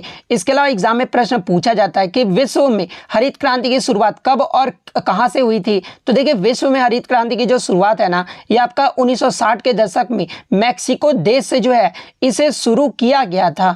इसके अलावा मैं आपको बता दूं कि वर्ष 1970 में नॉर्मन बोरलॉग को जो है HYVS सीड्स को विकसित करने के लिए जो है इनके कार्य के लिए इन्हें जो है नोबेल शांति पुरस्कार भी जो वो प्रदान किया गया था। तो एग्जाम में पूछा जाता है कि नॉर्मन बोरलॉग को जो है किसको विकसित करने के लिए जो है इन्हें नोबेल शांति पुरस्कार प्रदान किया गया था। तो देखिए HYVS सीड्स को विकसित करने के लिए जो है 1970 में इन्हें नोबेल शांति पुरस्कार भी जो है वो प्रदान किया गया था।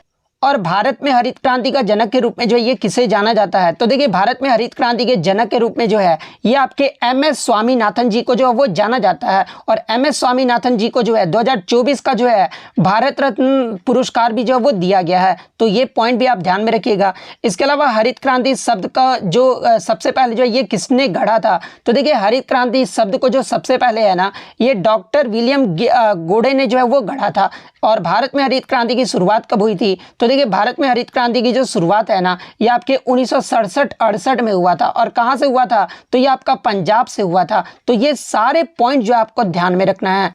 नेक्स्ट क्वेश्चन आपका यहाँ पर था कि ISSF विश्व शूटिंग चैंपियनशिप 2022 ये जो है कहाँ आयोजित हुआ था। तो आप देख सकते हैं कि करंट अफेयर जो है आपका कितना पुराना जो है वो पूछा जा रहा है। तो देखिए ISSF विश्व शूटिंग चैंपियनशिप 2022 जो है ये आपके मिस्र के काहिरा में आयोजित किया गया था। तो काहिरा आपका यहाँ पे करेक्ट आंसर होगा। और देखिए इस क्वेश्चन का पूछने का मतलब ये था ना, क्योंकि इसमें भारतीय टीम जो है पदक तालिका में जो है ये पहले स्थान पर रहा था, यानी शीर्ष पर रहा था। और भारत के द्वारा जो है इसमें आपके जो टोटल 7 पदक जीते गए थे, जिसमें 4 जो है गोल्ड मेडल जीता गया था, 2 जो है वो आपका सिल्वर मेडल जीता गया था, और 1 जो था वो ब्रॉन्ज मेडल जीता गया था। तो ये पॉइंट भी आपको ध्यान में रखना है। नेक्स्ट क्वेश्चन आपका यहाँ पर था कि राष्ट्रीय खेल 2023 की मेजबानी ये जो है कितने शहरों में की गई थी। तो देखिए जो आपका 2023 का जो राष्ट्रीय खेल हुआ था ना, इसका जो आपका 37वां संस्करण था। और ये जो आपका गोवा राज्य में आयोजित किया गया था। और इसमें गोवा के जो है आपके 5 शहरों में आयोजित किया गया था। तो अगर शहर पूछा गया था तो 5 आपका यहाँ पे करेक्ट आंसर होगा। और किस राज्य में अगर पूछा गया था तो फिर आपका गोवा जो है वो करेक्ट आंसर होगा। इसके अलावा अगर पदक तालिका की बात कर ले तो देखिए 37वें राष्ट्रीय खेल में पदक तालिका में जो पहले स्थान पे आपका राज्य रहा था ये आपका महाराष्ट्र रहा था। महाराष्ट्र के द्वारा जो टोटल 228 पदक जीते गए थे। दूसरे स्थान पे जो आपका सर्विसेज की टीम रहा था और तीसरे स्थान पे जो आपका हरियाणा राज्य रहा था। तो ये पॉइंट भी आपको ध्यान में रखना है। तो ये तो हो गया आपका 37वां राष्ट्रीय खेल। अगर 36वें राष्ट्रीय खेल के बारे में पूछा जाए तो देखिए 36वां जो राष्ट्रीय खेल है ना ये आपका 2022 में आपका जो है गुजरात राज्य में किया गया था। और गुजरात राज्य के कितने शहरों में किया गया था तो इसे जो है आपका गुजरात राज्य के 6 शहरों में आयोजित किया गया था। तो ये सारे फैक्ट जो आपको ध्यान में रखना है। नेक्स्ट क्वेश्चन आपका यहाँ पर रहा था कि बुंदेलखंड का एक प्रसिद्ध पारंपरिक नृत्य कौन सा है जो पुरुषों द्वारा महिला भेष में ढोलक और नगाड़ों के साथ जो वो किया जाता है। तो देखिए बुंदेलखंड का जो एक प्रसिद्ध पारंपरिक नृत्य है इसका नाम है आपका राई नृत्य, जो कि आपका पुरुषों द्वारा महिला भेष में जो है ढोलक और नगाड़ों के साथ जो वो किया जाता है। तो राई नृत्य आपका करेक्ट आंसर होगा। इसके अलावा मैं आपको बता दूं कि ये जो आपका राई नृत्य है ना ये मध्य प्रदेश में बेदिया जनजाति के द्वारा भी जो है इस नृत्य को जो है वो किया जाता है। तो ये फैक्ट भी आपको ध्यान में रखना। अगर जनजाति पूछा जाए तो ये आपका बेदिया जनजाति के द्वारा किया जाता है। नेक्स्ट क्वेश्चन आपका यहाँ पर आता है कि गौतम बुद्ध से संबंधित आपके जो है कथन से प्रश्न पूछा गया था, जिसमें आपका 2 कथन जो है वो दिया गया था। तो दोनों कथन तो बच्चों द्वारा मुझे नहीं मिले हैं, लेकिन एक जो आपका जन्म से रिलेटेड पूछा गया था और दूसरा जो है उनका कुल यानी वंश के बारे में जो वो पूछा गया था। तो देखिए मैं आपको बता दूं कि गौतम बुद्ध का जो जन्म हुआ था ना ये आपके 563 ईसा पूर्व में लुम्बिनी नेपाल में हुआ था। तो अगर ये ऑप्शन में दिया गया था तो ये तो आपका सही होगा, लेकिन अगर 563 ईसा पूर्व नहीं दिया गया जन्म के बारे में तो पहला ऑप्शन जो आपका वो गलत हो जाएगा। वहीं अगर दूसरे ऑप्शन की ओर देखें तो देखिए गौतम बुद्ध जो है ये आपके किस वंश से संबंधित है तो ये जो आपके शाक्य वंश यानी शाक्य कुल में जो है इनका जन्म हुआ था। तो अगर शाक्य कुल दिया गया था तो शाक्य कुल दोनों ऑप्शन आपका करेक्ट आंसर होगा।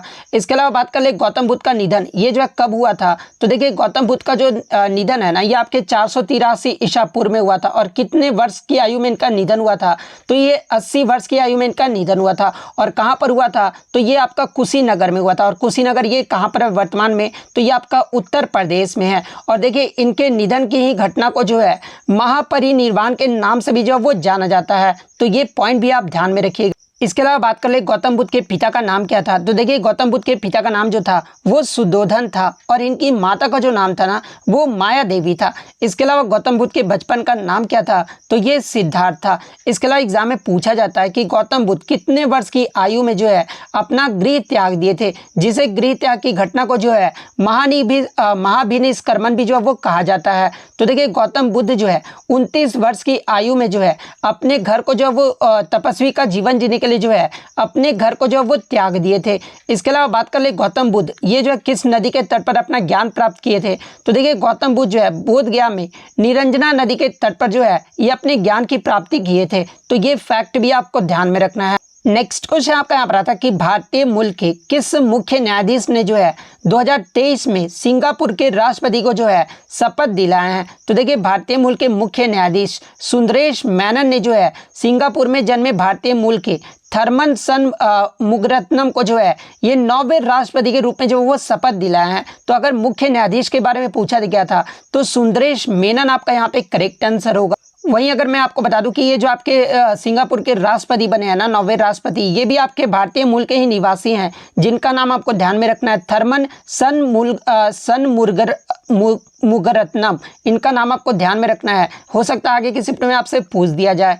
नेक्स्ट क्वेश्चन आपका यहाँ पर था कि टेबल टेनिस गेम का स्कोर अगर 10-10 पर हो जाता है तो उसके बाद जो है वो क्या होता है। तो देखिए टेबल टेनिस गेम में अगर स्कोर 10-10 हो जाता है ना तो उसे तो सबसे पहले आपका ड्यूस जो है वो कहा जाता है। तो अगर ड्यूस ऑप्शन में दिया गया था तो ड्यूस आपका यहाँ पे करेक्ट आंसर होगा। और अगर ड्यूस नहीं दिया गया तो फिर 2 पॉइंट आपके ऑप्शन में दिया गया होगा, क्योंकि मैं आपको बता दूं कि जब टेबल टेनिस का गेम होता है ना उसमें आपको 11 अंक जो है प्राप्त करना होता है। लेकिन जब 10-10 पे अगर कोई खिलाड़ी अगर दोनों खिलाड़ी आ जाते हैं तो उस स्थिति में क्या होता है कि प्रत्येक खिलाड़ी को जो है एक सर्व मिलता है और यह तब तक बदलता रहता है जब तक किसी एक खिलाड़ी को जो है 2 अंक की बढ़त जो है वो नहीं मिल जाती है। अगर 2 अंक की बढ़त किसी खिलाड़ी को मिल जाता है तो वह जो है गेम को जो है वो जीत लेता है।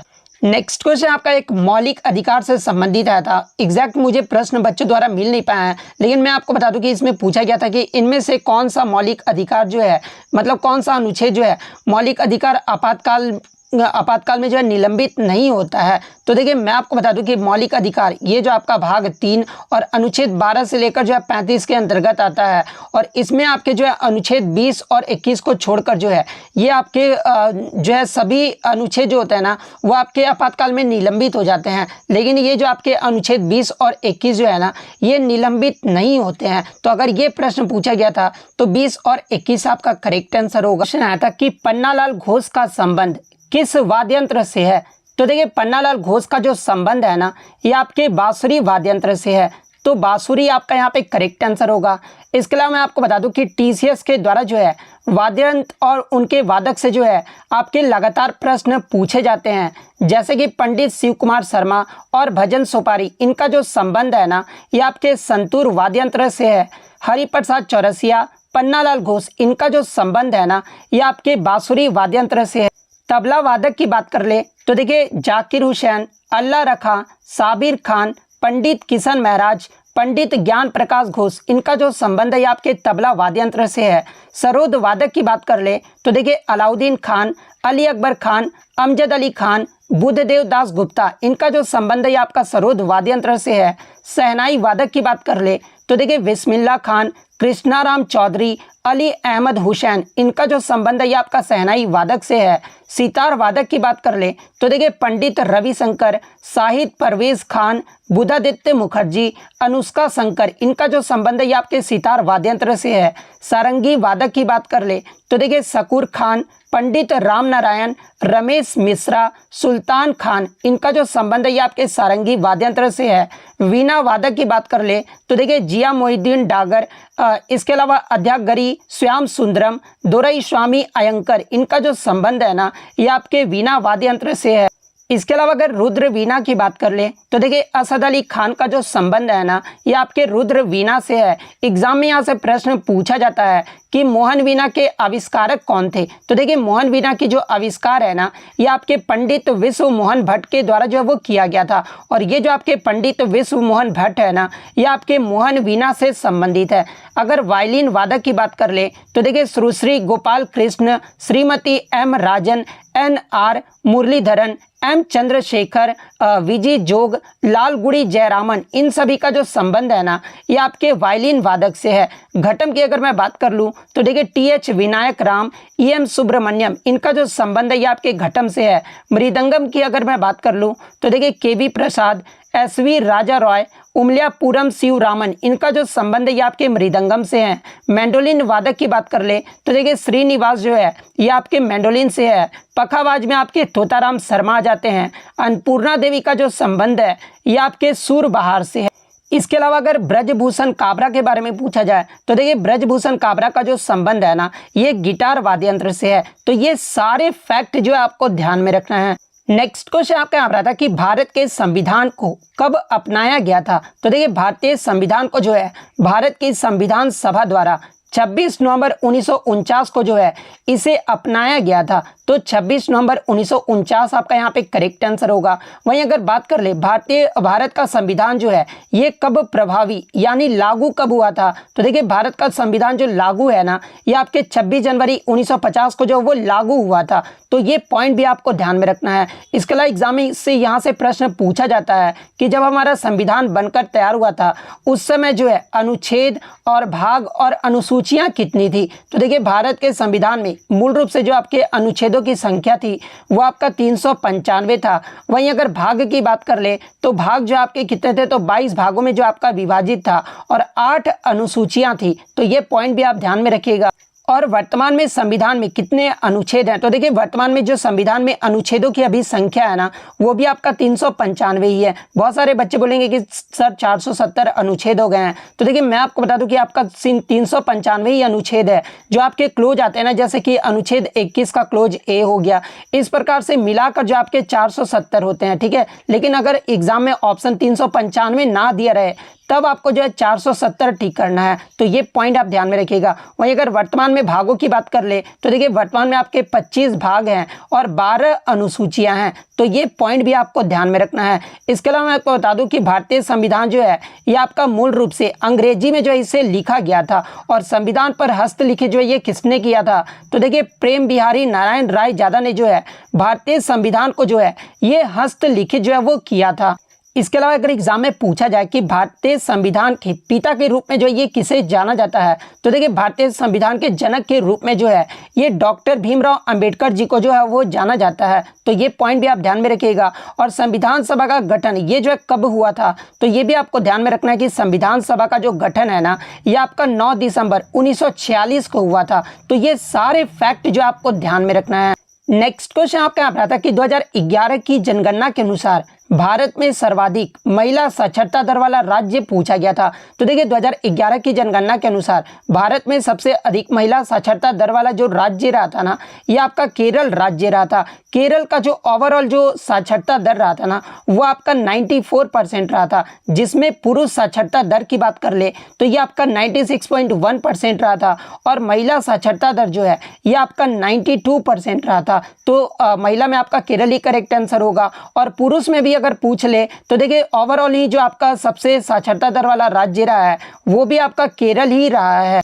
वहीं अगर सबसे कम महिला साक्षरता दर वाला राज्य या फिर सबसे कम साक्षरता दर वाला राज्य की बात कर ले तो देखिए सबसे कम साक्षरता दर वाला जो राज्य है ना ये आपका बिहार राज्य है। बिहार का जो आपका लिटरेसी रेट रहा था ये आपका पुरुष का जो ये आपका 71.2% रहा था और महिला का जो है ये आपका 51.5% रहा था। महिलाओं में जो दूसरा सबसे कम जो आपका राज्य आता है ना वो आपका राजस्थान राज्य आता है। तो ये पॉइंट भी आप ध्यान में रखिएगा। इसके अलावा अगर भारत के साक्षरता दर की बात कर ले तो देखिए भारत का जो साक्षरता दर रहा था ना वो आपका 74.04% रहा था, जिसमें पुरुष साक्षरता दर जो है ये आपका 82.14% रहा था और महिला साक्षरता दर जो है ये आपका 65.46% रहा था। इसके अलावा मैं आपको बता दूं कि आपके जो है केंद्र शासित प्रदेश से भी पूछे जाते हैं। तो देखिए 2011 की जनगणना में अगर केंद्र शासित प्रदेश सिर्फ राज्य ना देकर जो है केंद्र शासित प्रदेश अगर सिर्फ पूछ दिया जाए तो देखिए केंद्र शासित प्रदेश में जो आपका साक्षरता में सबसे आगे रहा था ये आपका लक्षद्वीप का रहा था। लक्षद्वीप का जो साक्षरता दर है ना ये आपका 91.85% रहा था। तो आप ये क्रम जरूर ध्यान में रख लीजिएगा। सबसे पहले तो आपका केरल रहा था, उसके बाद लक्षद्वीप का रहा था, उसके बाद आपका मिजोरम का रहा था, चौथे स्थान पर जो आपका गोवा राज्य रहा था, पांचवें पे जो आपका त्रिपुरा रहा था और छठे पे जो आपका दमन और दीव रहा था। यहां से भी आपके प्रीवियस शिफ्टों में पूछा गया था कि दूसरे स्थान पे आपका कौन सा केंद्र शासित प्रदेश जो है साक्षरता दर में आगे रहा था, तो ये आपका दमन और दीव का रहा था। तो ये सारे फैक्ट जो आपको ध्यान में रखना है। नेक्स्ट क्वेश्चन आपका यहाँ पर आता है कि लिएंडर पेस का संबंध ये जो आपका किस खेल से है? तो देखिए लिएंडर पेस की बात कर ले तो ये जो आपके भारतीय टेनिस खिलाड़ी हैं और टेनिस में भी कौन से टेनिस खिलाड़ी हैं? तो ये आपके लॉन टेनिस खिलाड़ी हैं। तो टेनिस आपका यहाँ पे करेक्ट आंसर होगा।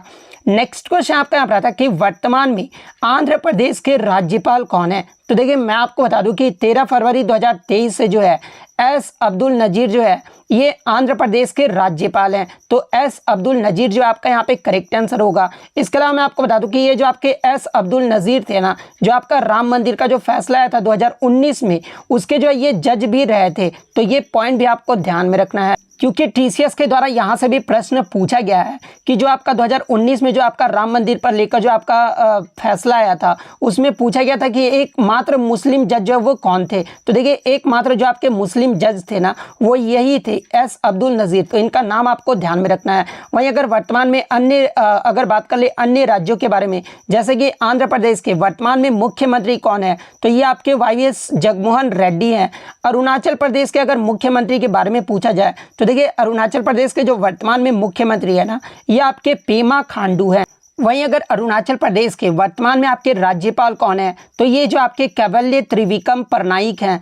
असम के अगर मुख्यमंत्री की बात करें तो वर्तमान में आपके जो है हिमंत विश्व शर्मा है और यहाँ के जो राज्यपाल हैं ये आपके गुलाब चंद्र कटारिया हैं। बिहार की अगर बात करें तो ये नीतीश कुमार है और यहाँ के जो वर्तमान में राज्यपाल हैं ये आपके राजेंद्र विश्वनाथ अलिंकर हैं। छत्तीसगढ़ के अगर वर्तमान मुख्यमंत्री की बात कर ले तो देखिए यहाँ के जो वर्तमान में मुख्यमंत्री हाल ही में चेंज हुए हैं विष्णुदेव साई, इनका आपको नाम याद रखना है। विष्णुदेव साई जो है ये वर्तमान में छत्तीसगढ़ के जो है वो मुख्यमंत्री हैं और यहाँ के राज्यपाल की अगर बात कर ले तो बिश्वभूषण हरिचंदन यहाँ के जो है वर्तमान राज्यपाल हैं। वहीं अगर दिल्ली की बात कर ले तो देखिए दिल्ली में तो आपके राज्यपाल नहीं उप राज्यपाल होते हैं, यानी लेफ्टिनेंट गवर्नर होते हैं, क्योंकि जो आपके केंद्र शासित प्रदेश होते हैं ना वहाँ पर राज्यपाल नहीं आपके उप राज्यपाल होते हैं। तो विनय कुमार सक्सेना जो यहाँ के वर्तमान में उप राज्यपाल हैं और यहाँ के जो मुख्यमंत्री है ये आपके अरविंद केजरीवाल हैं। गोवा की अगर बात कर ले तो वर्तमान में मुख्यमंत्री जो है ये आपके प्रमोद सावंत है और यहाँ के जो राज्यपाल है ना ये आपके PS श्रीधरन पिल्लई हैं। तो ये फैक्ट भी आपको ध्यान में रखना है। ऐसे में सभी 2800 राज्य और 8 केंद्र शासित प्रदेश के जो है आपको मुख्यमंत्री और राज्यपाल की सूची जो है आपको अपलोड कर दूंगा टेलीग्राम पे। तो टेलीग्राम का जो लिंक है ना आपको डिस्क्रिप्शन में जो है वो देखने को मिल जाएगा, आप वहाँ से ज्वाइन करके जो है ये देख सकते हैं। नेक्स्ट क्वेश्चन आपका यहाँ पर था कि साउंड यानी ध्वनि का जो है एसआई मात्रक पूछा गया था। तो देखिए साउंड का जो एसआई मात्रक होता है ना वो आपका डेसिबल होता है। तो डेसिबल आपका यहाँ पे करेक्ट आंसर होगा। नेक्स्ट क्वेश्चन आपका यहाँ पर था कि बोनालू ये जो है किस राज्य का एक वार्षिक त्यौहार है। तो देखिए बोनालू की बात कर ले तो ये जो आपका तेलंगाना का जो है एक वार्षिक त्यौहार है। तो तेलंगाना आपका यहाँ पे करेक्ट आंसर होगा। इसके अलावा मैं आपको बता दूं कि ये जो आपका बोनालू त्यौहार है ना ये आपके हिंदी महीने के किस मास में मनाया जाता है। तो ये जो आपका आषाढ़ मास यानी ये जो आपका जुलाई और अगस्त के महीने में जो है इसे मनाया जाता है और ये जो त्यौहार है ना वो आपका 1 महीने तक जो है वो चलता है। इसके अलावा मैं आपको बता दूं कि बोनालू उत्सव में जो है आपके महाकाली देवी की जो है पूजा की जाती है। तो ये पॉइंट भी आपको ध्यान में रखना है। नेक्स्ट क्वेश्चन आपका यहाँ पर था कि इनमें से कौन सा उत्तर प्रदेश का जो है एक नृत्य है। तो देखिए ऑप्शन में आपका एक कथक दिया गया था। तो देखिए ये जो आपका कथक है ना ये आपका उत्तर प्रदेश राज्य का जो है एक शास्त्रीय नृत्य है। तो कथक आपका यहाँ पे करेक्ट आंसर होगा। इसके अलावा उत्तर प्रदेश राज्य के प्रमुख लोक नृत्य की बात कर ले तो देखिए चरकुला, रासलीला, रामलीला, ख्याल, नौटंकी, दादरा और कजरी ये सभी जो नृत्य है ना ये आपके उत्तर प्रदेश राज्य के लोक नृत्य हैं। तो ये फैक्ट भी आपको ध्यान में रखना है। नेक्स्ट क्वेश्चन आपका यहाँ पर था कि इनमें से कौन सा शब्द जो है क्रिकेट खेल से संबंधित नहीं है। तो ऑप्शन में आपका एक ईगल दिया गया था। तो देखिए ये जो आपका ईगल टर्म है ना ये आपका गोल्फ खेल में जो है प्रयोग किया जाता है, ना कि क्रिकेट में इसे प्रयोग किया जाता है। तो ईगल आपका यहाँ पे करेक्ट आंसर होगा। इसके अलावा क्रिकेट में उपयोग किए जाने वाले अन्य शब्दावली की अगर मैं बात कर लूँ तो देखिए मिड ओवर, फॉलो ऑन, इसके अलावा aces, catch, ball, stump, run out, LBW, hit wicket, not out, no ball, wide ball, dead ball, over throw, इसके अलावा वाई, लेग कवर ये सभी जो आपके क्रिकेट खेल से संबंधित टर्म है। तो क्रिकेट से टर्म से रिलेटेड जो भी टर्म आएंगे वो तो आप इजीली लगा लोगे। तो टर्म से रिलेटेड भी जो आपके प्रश्न पूछे जा रहे हैं तो आप इसे भी जो है जरूर देख कर जाइएगा।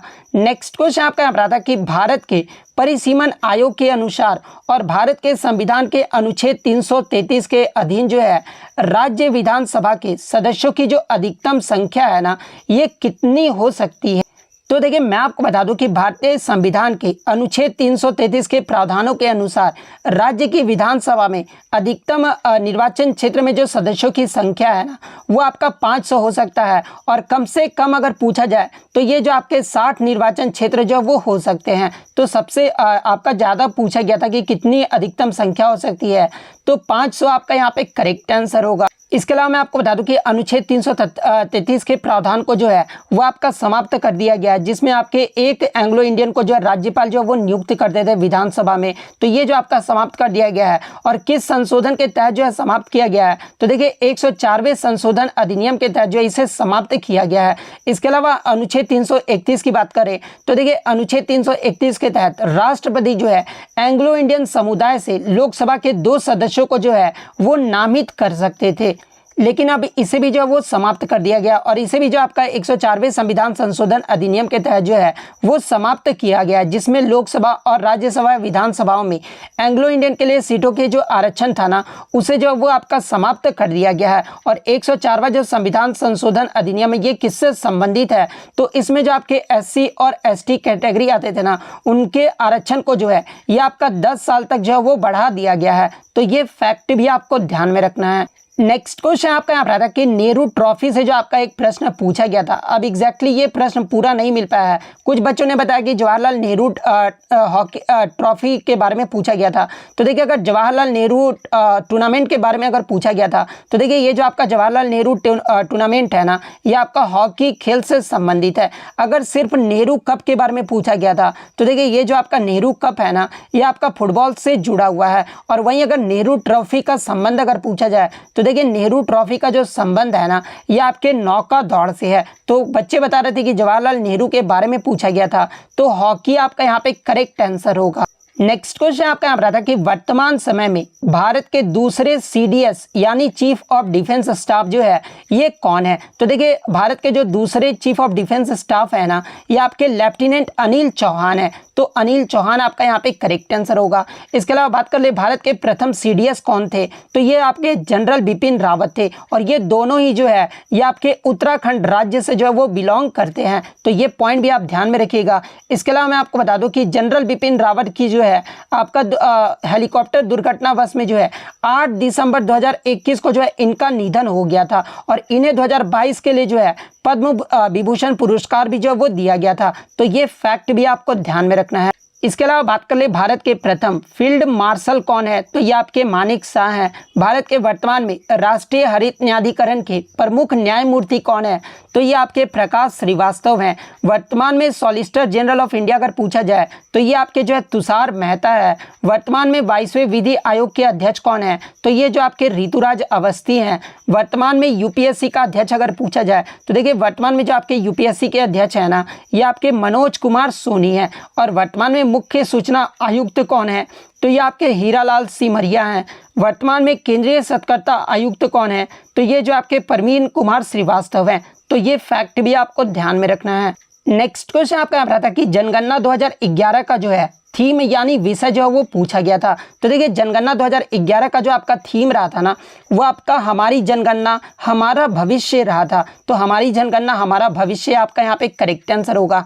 इसके अलावा एग्जाम में पूछा जाता है कि जनगणना 2011 ये जो है कितने चरण में कराया गया था। तो देखिए जनगणना 2011 जो है ये आपका 2 चरणों में कराया गया था। और इसका जो मैस्कट रहा था ना, यानी शुभंकर क्या रहा था, तो ये आपका शिक्षिका रहा था। तो ये पॉइंट भी आप ध्यान में रखिएगा। इसके अलावा मैं आपको बता दूं कि जनगणना 2011 जो है ये आपका 15वीं जनगणना था। और स्वतंत्रता के बाद जो है ये आपका 7वीं जनगणना था। इसके अलावा जनगणना 2021 की बात कर ले तो देखिए जनगणना 2021 में आपका कराना था, क्योंकि जनगणना जो होता है वो आपके 10 वर्ष के अंतराल पर करवाया जाता है। लेकिन कोविड-19 की वजह से जो है आपका 2021 में जनगणना नहीं हो पाया था, जो कि आपका 2023-24 में कराया जा रहा है। जिसमें इसका जो थीम रखा गया था ना, वो आपका जन भागीदारी से जन कल्याण जो है वो रखा गया था। और इनके जो महापंजीयक यानी वर्तमान में या फिर 2021 में जो आपके महापंजीयक थे वो आपके मृत्युंजय कुमार नारायण थे। तो ये फैक्ट भी आप ध्यान में रखिएगा। वर्तमान में अगर पूछा जाए कि जनगणना के महापंजीयक कौन है, तो ये आपके मृत्युंजय कुमार नारायण है। नेक्स्ट क्वेश्चन आपका यहाँ पर आता कि आरबीआई के निम्नलिखित में से जो है प्रमुख उद्देश्य क्या है। तो देखिए बेसिकली आपका आरबीआई के कार्य के बारे में पूछा गया था। तो देखिए आरबीआई के जो कार्य होते हैं ना, वो आपके प्रतिभूतियों को लेन देन करना या फिर मौद्रिक नीति बनाना, ये सभी जो आपके आरबीआई के कार्य होते हैं।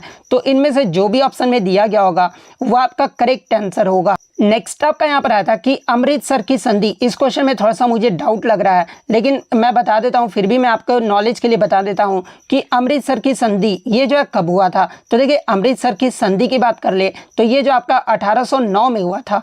और किन के मध्य हुआ था, तो देखिए अमृतसर की जो संधि है ना, ये आपके महाराणा रंजीत सिंह और ईस्ट इंडिया कंपनी के जो है मध्य हुआ था। और उस समय जो आपके गवर्नर जनरल थे ना, ये आपके मिंटो प्रथम थे। तो ये पॉइंट भी आपको ध्यान में रखना है। इसके अलावा मैं आपको बता दूं कि आपके जो चार्ल्स मेडकॉफ थे ना, इन्हें जो है भारत में प्रेस का मुक्तिदाता भी जो वो कहा जाता है। एग्जाम में प्रश्न पूछा जाता है कि भारत में प्रेस का मुक्तिदाता जो ये किसे कहा जाता है, तो ये आपके चार्ल्स मेडकॉफ को जो है वो कहा जाता है। इसके अलावा इलाहाबाद की संधि के बारे में पूछा जाता है। तो देखिए इलाहाबाद की जो संधि हुआ था ना, ये आपका 1765 में रॉबर्ट क्लाइव और मुगल बादशाह शाह आलम द्वितीय के मध्य हुआ था। तो ये फैक्ट भी आपको ध्यान में रखना है। इसके अलावा अगर हिंदी की बात कर ले तो हिंदी में जो आपका पूछा गया था कि अपना उल्लू सीधा करना, मुहावरे का अर्थ पूछा गया था। तो देखिए अपना उल्लू सीधा करना मुहावरे का जो सही अर्थ होता है ना वो अपना काम निकलवाना होता है। तो अपना काम निकलवाना आपका करेक्ट आंसर होगा। इसके अलावा अगर आगे के शिफ्ट में पूछा जाए कि पीठ दिखाना मुहावरे का अर्थ क्या होगा, तो ये आपका भाग जाना होगा। 9 2 11 होना का मतलब है भाग जाना, ये भी इसका मतलब भी जो होता है वो आपका भाग जाना होता है। तिल का तार बनाना, इसका मतलब जो होता है कि बढ़ा चढ़ाकर किसी बात को जो वो बताना होता है। तो ये पॉइंट भी आप ध्यान में रखिएगा। नेक्स्ट आपका यहाँ पर आता है कि हाथों के द्वारा लिखी गई लिपि को जो है क्या कहते हैं। वाक्यांश के लिए एक शब्द आपको बताना था। तो देखिए हाथों के द्वारा लिखी गई लिपि को जो है ये पांडुलिपि जो है वो कहा जाता है। तो पांडुलिपि आपका करेक्ट आंसर होगा। ठिकाना ना रहना मुहावरे का अर्थ पूछा गया था। तो देखिए ठिकाना ना रहना मुहावरे का जो अर्थ होगा ना वो बेघर होना होगा। तो बेघर होना आपका करेक्ट आंसर होगा। बीरल का जो है विलोम शब्द पूछा गया था। तो देखिए बीरल का जो विलोम शब्द होता है ना वो आपका सघन होता है। तो सघन आपका करेक्ट आंसर होगा। नेक्स्ट आपका यहाँ पर आंख और कमल और उत्साह या फिर उल्लास का जो है आपसे विलोम पर्यायवाची शब्द जो है वो पूछा गया था। तो देखिए आंख का जो आपका पर्यायवाची शब्द होता है ना वो आपका चक्षु, नयन, लोचन, ये सभी जो होते हैं आपके आंख के जो है पर्यायवाची शब्द होते हैं। वहीं अगर कमल के पर्यायवाची शब्द की बात कर ले तो देखिए राजीव, नीरज, पंकज, जलज, ये सभी जो आते हैं कमल के पर्यायवाची शब्द होते हैं। तो इनमें से जो भी ऑप्शन में दिया गया होगा वो आपका करेक्ट आंसर होगा। नेक्स्ट आपका चक्रपाणी का जो है सही अर्थ पूछा गया था। तो देखिए चक्रपाणी जो है ये भगवान विष्णु को कहा जाता है। तो भगवान विष्णु आपका करेक्ट आंसर होगा। नेक्स्ट आपका महिला का जो है पर्यायवाची शब्द पूछा गया था। तो देखिए महिला का जो पर्यायवाची शब्द होता है ना ये आपका ललना, कामिनी और रमणी होता है। तो इनमें से जो भी ऑप्शन में दिया गया होगा वो आपका करेक्ट आंसर होगा। कि रंगास्वामी कप का संबंध किस खेल से है। तो देखिए रंगास्वामी कप का जो संबंध है ना ये आपके हॉकी खेल से है। तो हॉकी आपका यहाँ पे करेक्ट आंसर होगा। इसके अलावा बात कर ले अन्य प्रसिद्ध कप और उनके ट्रॉफियों के बारे में जहाँ से एग्जाम में प्रश्न पूछे जाते हैं, जैसे कि Aga Khan cup, Dhyanchand trophy, Azlan Shah cup, Indira Gandhi gold cup और रंगास्वामी कप। इन सभी कप और ट्रॉफियों का जो संबंध है ना ये आपके हॉकी खेल से है। अगर क्रिकेट के संबंधित कप और ट्रॉफियों की बात कर ले तो देखिए CK Naidu trophy, Deodhar trophy, Duleep trophy, Irani trophy और रणजी ट्रॉफी, इन सभी खेलों का जो संबंध है ना ये आपके क्रिकेट से है। इसके अलावा अगर फुटबॉल की बात कर ले तो देखिए BC Roy trophy, Bardoli trophy, Durand cup, Nehru gold cup, rover cup, Santosh trophy, Subroto cup, ये सभी कपों और ट्रॉफियों का जो संबंध है ये आपके फुटबॉल कप से है, फुटबॉल खेल से संबंधित है। इसके अलावा अगर गोल्फ की बात कर ले तो देखिए Ryder cup, Walker cup, Canada cup, इसके अलावा आइजन हावर कप, इन सभी कपों का जो संबंध है ना ये आपके गोल्फ खेल से है। बैडमिंटन खेल की अगर बात कर ले तो देखिए थॉमस कप, उबेर कप, यूरोपीय कप और मलेशियाई कप, हरीला कप, इन सभी का जो संबंध है ना ये आपके बैडमिंटन खेल से है। तो ये फैक्ट भी आपको ध्यान में रखना है। नेक्स्ट क्वेश्चन आपका यहाँ पर आता है कि पंडित बिरजू महाराज ये जो आपके किस घराने से संबंधित है। तो देखिए पंडित बिरजू महाराज का जो है जनवरी 2022 में 86 वर्ष की उम्र में जो है इनका निधन हो गया था और ये जो आपके लखनऊ के कालका बिंदादीन घराने से संबंधित है। तो लखनऊ आपका यहाँ पे करेक्ट आंसर होगा। अब देखिए मैं आपको बता दूं कि जिनका भी आगे के शिफ्टों में एग्जाम है यहाँ से प्रश्न बनता है कि पंडित बिरजू महाराज ये जो आपके किस शास्त्रीय नृत्य से संबंधित है। तो देखिए पंडित बिरजू महाराज जो है ये आपके कथक नृत्य से संबंधित है और ये जो आपका कथक नृत्य है ना ये आपके उत्तर प्रदेश राज्य का जो है एक शास्त्रीय नृत्य है। इसके अलावा पंडित बिरजू महाराज के अन्य अगर पुरस्कार की बात कर ले तो देखिए इन्हें 1964 में जो है संगीत नाटक अकेडमी पुरस्कार से सम्मानित किया गया था। 1986 में जो है इन्हें पद्म विभूषण से सम्मानित किया गया था। 1987 में जो है इन्हें कालिदास सम्मान से जो है सम्मानित किया गया था। और देखिए ये जो आपका कालिदास सम्मान है ना ये आपके मध्य प्रदेश राज्य सरकार के द्वारा जो है वो दिया जाता है। तो ये पॉइंट भी आप ध्यान में रखिएगा। इसके अलावा 2002 में जो है इन्हें लता मंगेशकर पुरस्कार से जो है सम्मानित किया गया था। इसके अलावा एग्जाम में यहाँ से प्रश्न बनता है कि पंडित बिरजू महाराज को जो है 2012 में किसके लिए सर्वश्रेष्ठ कोरियोग्राफी के लिए जो है राष्ट्रीय फिल्म पुरस्कार जो है वो दिया गया था। तो देखिए मैं आपको बता दूं कि 2012 में पंडित बिरजू महाराज को जो है उन्ने कनाथु यानी विश्व रूपम के लिए जो है इन्हें सर्वश्रेष्ठ कोरियोग्राफी के लिए जो है राष्ट्रीय फिल्म पुरस्कार भी जो वो दिया गया था। इसके अलावा इन्हें 2016 में भी जो एक पुरस्कार दिया गया था जो कि आपका सर्वश्रेष्ठ कोरियोग्राफी का फिल्म फेयर पुरस्कार जो है वो दिया गया था। और किसके लिए? तो मोहे रंग दो लाल, बाजीराव मस्तानी में मोहे रंग दो लाल के लिए जो है इन्हें 2016 में सर्वश्रेष्ठ कोरियोग्राफी का जो है फिल्म फेयर पुरस्कार भी जो वो प्रदान किया गया था। तो ये फैक्ट भी आपको ध्यान में रखना है। इसके अलावा मैं आपको बता दूं कि पंडित बिरजू महाराज के जो है 2 चाचा भी थे जिनका नाम शंभू महाराज और लच्छू महाराज था। इसके अलावा पंडित बिरजू महाराज के जो है पिता का नाम या फिर गुरु का नाम पूछा जाता है। तो देखिए पंडित बिरजू महाराज के जो गुरु थे ना उनके पिता ही थे और इनके पिता का जो नाम था ना वो अच्छन महाराज था। तो ये पॉइंट भी आप ध्यान में रखिएगा।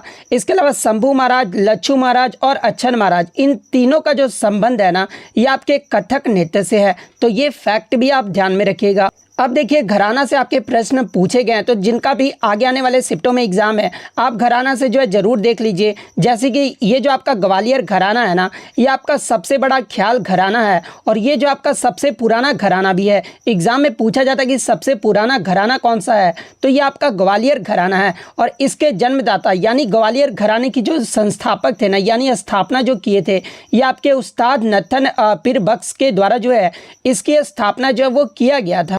इसके अलावा ग्वालियर घराने के प्रमुख अगर गायक की बात कर ले तो देखिए हद्दू खां, हस्सू खां, नतू खां, बालकृष्ण बुआ इचलकर जीकर, पंडित विष्णु दिगंबर पलुष्कर, औकरनाथ ठाकुर, विनायक राव पटवर्धन, नारायण राव व्यास और वीणा सहस्त्रबुद्धे इन सभी का जो संबंध है ना ये आपके ग्वालियर घराने से है। उसके बाद अगर किराने घराने की बात कर ले तो देखिए किराने घराने का जो नामकरण हुआ था ना ये राजस्थान के किराना गांव के नाम पर हुआ था। कहीं कहीं पे जो है उत्तर प्रदेश में भी जो आपका किराना नामक गांव था उसके नाम पर भी जो हुआ था। तो ये पॉइंट आप ध्यान में रखिएगा।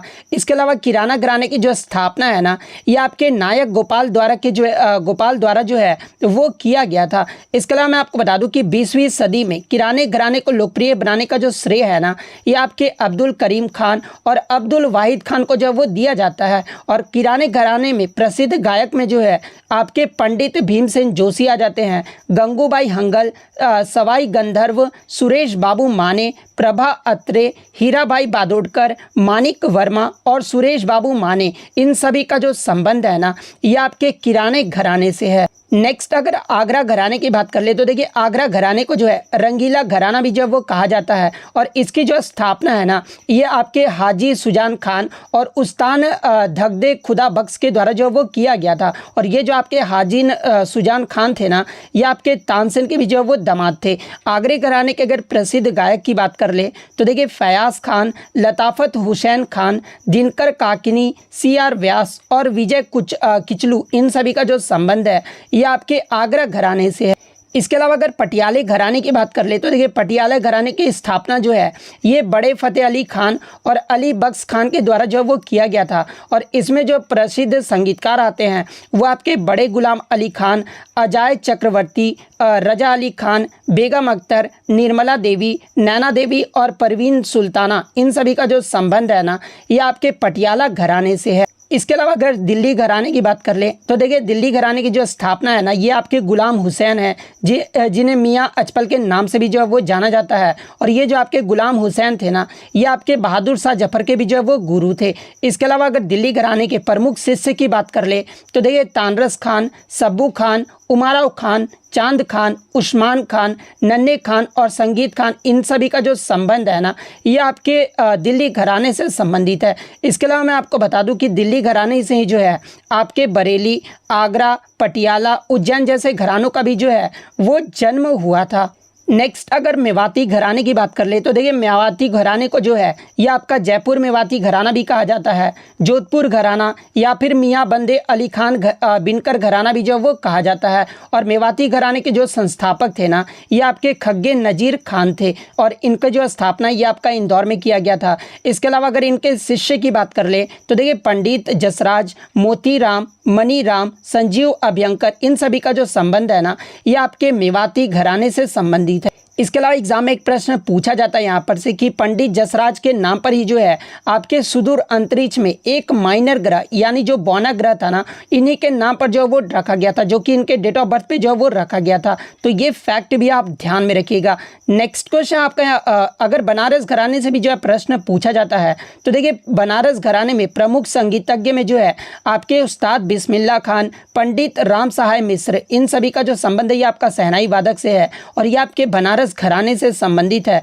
तबला वादक में जो आपके पंडित कंठे महाराज, पंडित अनोखे लाल, पंडित किशन महाराज, इन सभी का जो संबंध है ये आपका तबला वादक से है और ये जो आपके बनारस घराने से आ जाते हैं। अगर पखावाज और मृदंगम वादक की बात कर ले तो देखिए पंडित मदन मोहन, पंडित भोलेनाथ पाठक, पंडित अमर सेन करके नाम है, तो ये सभी जो आपके बनारस घराने से संबंधित है। पंडित रविशंकर ये जो आपके सितार वादक और पंडित अमरदत्त शर्मा जो कि आपके सितार वादक हैं और इन सभी का भी जो संबंध है ये आपका बनारस घराने से है। तो ये सारे फैक्ट जो आपको ध्यान में रखना है।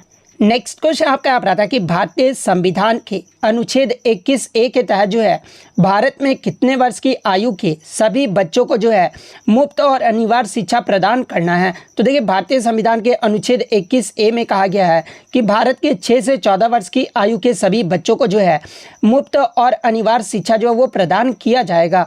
तो 6 से 14 वर्ष आपका करेक्ट आंसर होगा। नेक्स्ट क्वेश्चन आपका आप रहा था कि उच्च न्यायालय के जो न्यायाधीश होते हैं ना उन्हें किस प्रकार से हटाया जा सकता है। तो देखिए उच्च न्यायालय के जो न्यायाधीश होते हैं ना उन्हें संसद द्वारा जो है विशेष बहुमत से जो है वो हटाया जा सकता है। तो ऑप्शन डी संसद द्वारा विशेष बहुमत आपका करेक्ट आंसर होगा।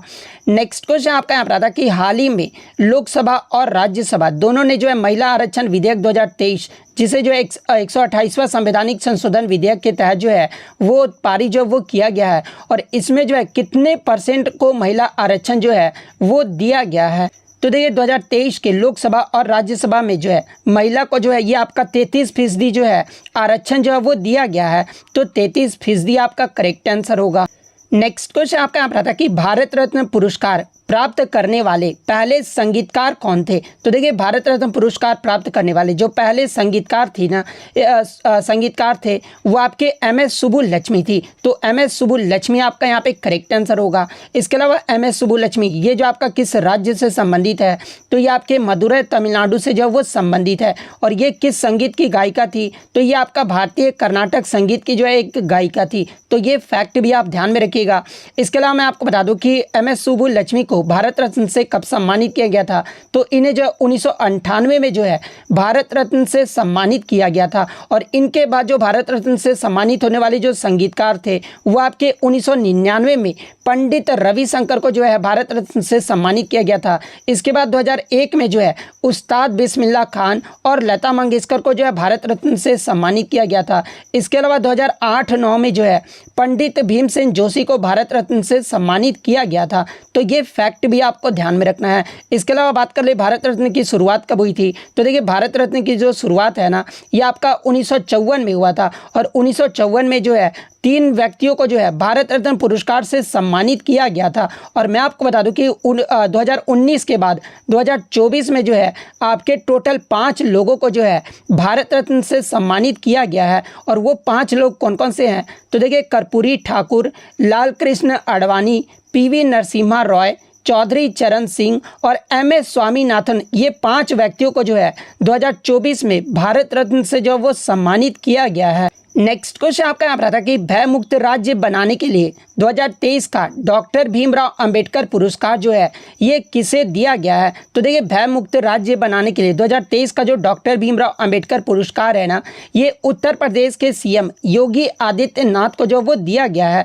तो योगी आदित्यनाथ आपका यहाँ पे करेक्ट आंसर होगा। अगर ऑप्शन में आपका यूपी दिया गया होगा तो फिर आपका यूपी ही करेक्ट आंसर होगा। नेक्स्ट क्वेश्चन आपका यहाँ पर आता है कि 2015 में योजना आयोग का नाम बदलकर जो है वो क्या कर दिया गया था? तो देखिए 2015 में योजना आयोग का नाम बदलकर जो है ये नीति आयोग कर दिया गया था। तो नीति आयोग आपका करेक्ट आंसर होगा। इसके अलावा अगर नीति आयोग की बात कर ले तो देखिए नीति आयोग की जो स्थापना है ना, ये आपका 1 जनवरी 2015 को किया गया था। और नीति आयोग का जो मुख्यालय है ना, वो आपका नई दिल्ली में स्थित है। और नीति आयोग के जो अध्यक्ष होते हैं वो भारत के जो आपके प्रधानमंत्री होते हैं, यानी वर्तमान में जो आपके भारत के प्रधानमंत्री हैं वो नरेंद्र मोदी हैं। वहीं अगर नीति आयोग के उपाध्यक्ष की बात कर ले तो देखिए वर्तमान में जो नीति आयोग के उपाध्यक्ष है ना, ये आपके डॉक्टर सुमन बेरी हैं। और वर्तमान में जो इनके CEO यानी चीफ एग्जीक्यूटिव ऑफिसर, मुख्य कार्यकारी अधिकारी जो हैं, ये आपके VER सुब्रमण्यम है। तो ये फैक्ट भी आपको ध्यान में रखना है।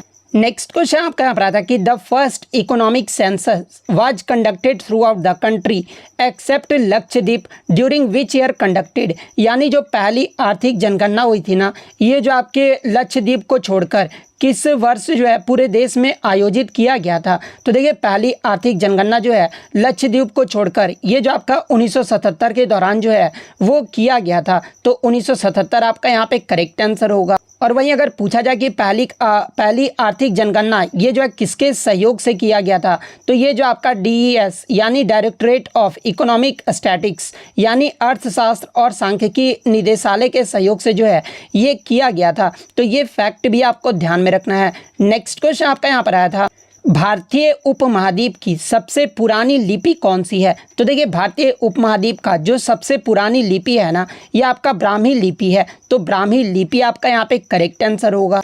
नेक्स्ट क्वेश्चन आपका यहाँ पर आता है कि मेंडलीव की आवर्त सारणी में कितने तत्व जो वो मौजूद थे? तो देखिए मेंडलीव की आवर्त सारणी में जो है ये आपके 63 तत्वों को जो वो प्रदर्शित किया गया था। तो 63 तत्व आपका यहाँ पे करेक्ट आंसर होगा।